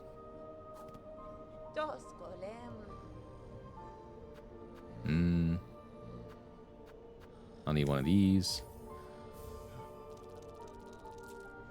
The 12 universes really not give us one human in the tournament power except 11? I guess not? Question mark?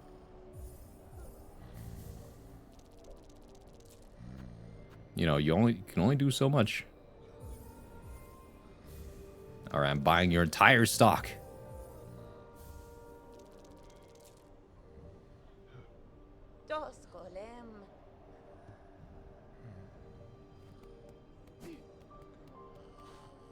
Hopefully she doesn't go scurrying off anywhere after I bought all that.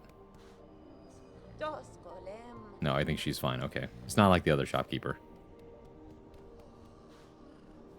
Okay, one more round. Okay, one more round of farming and then I'll stop. Then we can get out of here.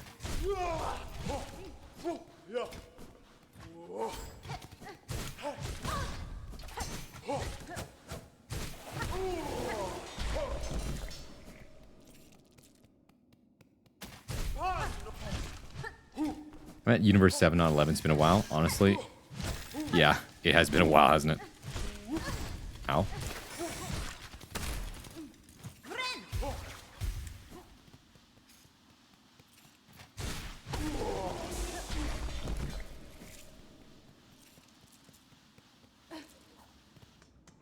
I didn't know that Monhua was that close to being finished. Actually, it's done. Literally, the finale came out today for all the regular readers. The only things that are left are like extra episodes. So if you want to read it for free and not have to pay fucking webtoon coins, then you got to read it now. That's what I'm saying. Yeah, exactly. So yeah, it's done. You got to read it now. It's so good. It was so worth it. Oh my god, it's such a good story. I'm so happy. Like, my favorite webtoon by far, for sure. And I've read a lot of webtoons at this point.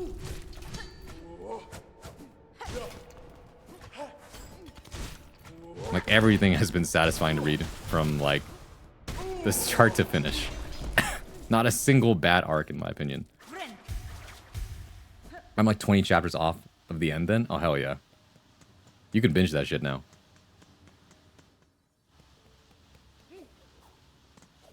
Okay, that's enough farming for now. I'm good. That was fun. That was a good time, everybody. We had the I didn't think out of all the conversations that would end up like going for a prolonged period of time today, it would be the fucking power scaling of humans in the Dragon Ball universe. Are you kidding me? Does the greatest estate developer ever develop any and sell any estates? Yes. He develops his own estate and sells things.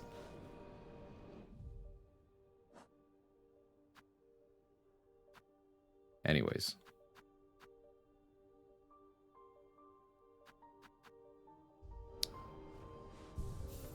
Let's see. How much money do I have now? Actually, I wanna farm enough until I get enough for the hot spring real quick. Because Hornet deserves it.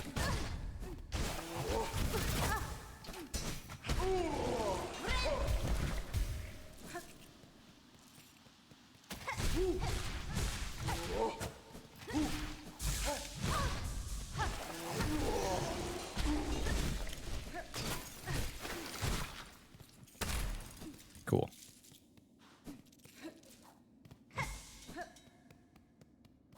Don't the god fear humans because of their time travel capabilities? They cause a two-god issue. Excuse me? What are we talking about? Oh, that's right. Goku Black. I mean, the gods... It depends on which gods. There are clearly some gods that are more powerful than others. But the thing about humans is their exponential rate of growth. Their ability to just go beyond. Oh, wait, no, that's Saiyans. My bad.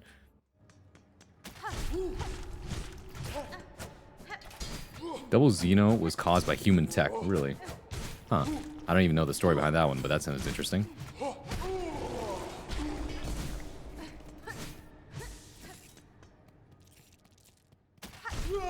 We all know Chi-Chi is the strongest human because she can beat up Goku because angry wife jokes, meaning she constantly upscales Goku.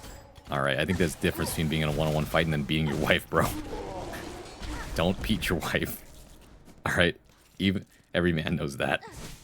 And wives shouldn't beat their husbands either. Like, stop domestic violence. Stop beating each other. And start beating...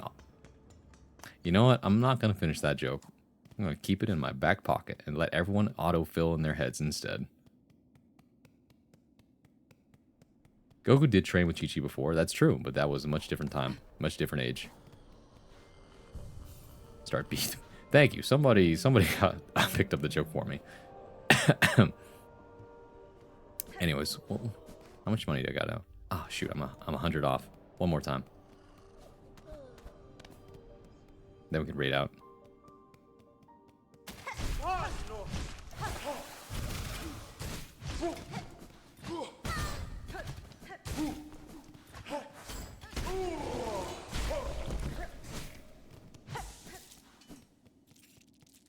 All right.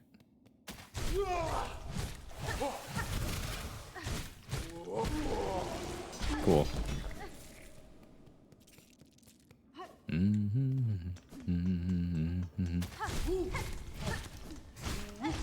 Have you guys listened to like the latest Joji tracks that dropped, by the way? That shit's fire. Like, go listen to it and then come back and talk to me about it. They time travel in the Goku Black arc and save Xeno from infinite nothingness, and like an idiot, Goku brings him with him, effectively creating two true gods in the universe. Isn't that a time paradox? Can they exist in the same universe? I guess so. Same timeline, I mean. It's very silly how that works. But I'm not going to question it. Goku just does shit. Consequences be damned.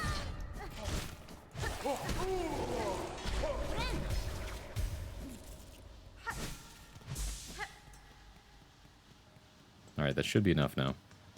Now I can buy a hot tub. hooray, we get the hot tub ending for Hornet now.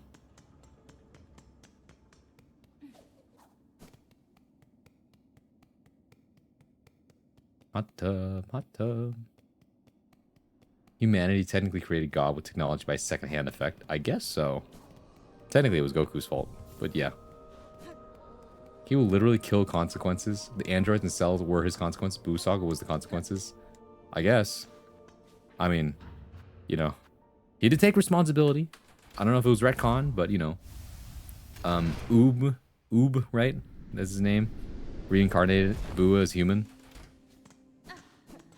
Specs. X Digital, are you just asking about the specs of my computer? Because I forgot what they are myself, I'll be honest.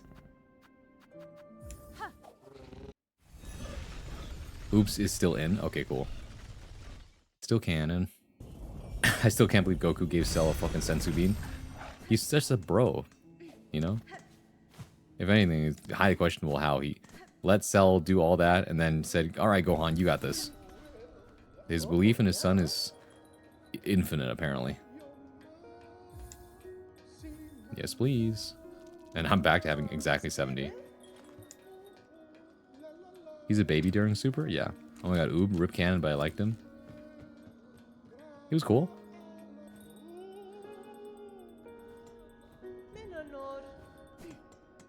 Alright.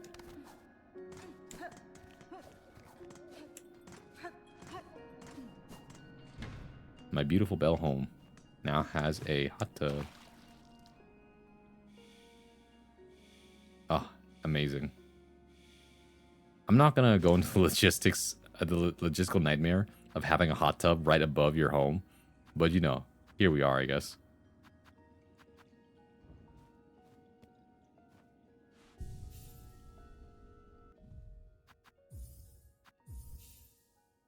Hey, Foth.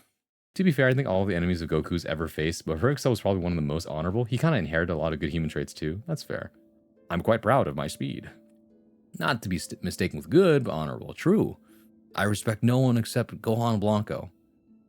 If you get the reference, you get the reference. It's crazy how they made us think Buu was in the tournament and they 180 it. Yeah. Jane Silksong is just like Goku in terms of caring for consequences. Consequences be damned. But yeah, that was fun, everybody. All right.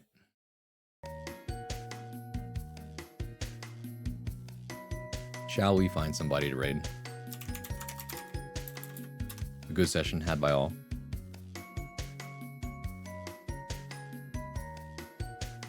Nope. What do you mean, nope?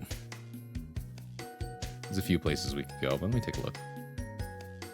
Wow. Any homies still up right now? Or maybe I should just raid somebody. Anybody in the category that I am? Is anyone playing Silksong? Absolutely, probably. I don't know. I haven't checked. I'm checking it right now. Oh, hey. This is a person that would be cool to raid. I don't want to pay back a raid too. If they're still up. Otherwise, that would be cool. Who else is streaming Silksong this hour? Okay, naturally. To no one's surprise, I am not the biggest Silksong streamer. Go figure. But there's too many to go through, and I don't have enough time for this. So, we're just gonna raid this person. Hopefully they're not ending, though. Yep, alright. I'm raiding this person.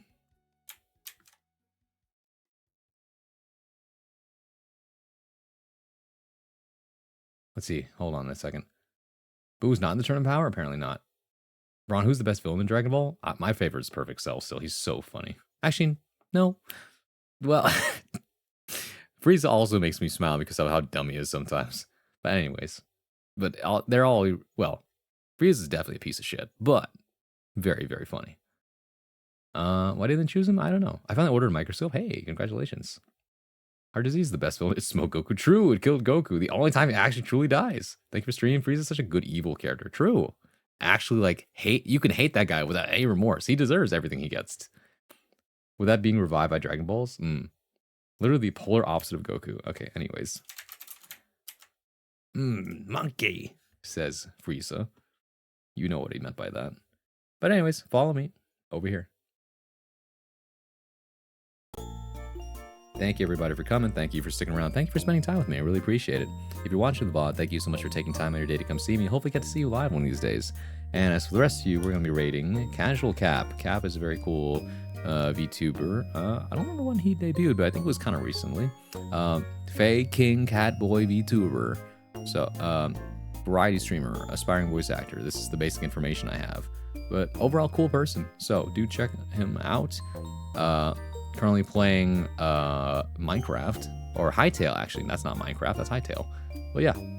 Probably gonna cancel and stay on Twitter tomorrow. No, I'm quoting somebody else.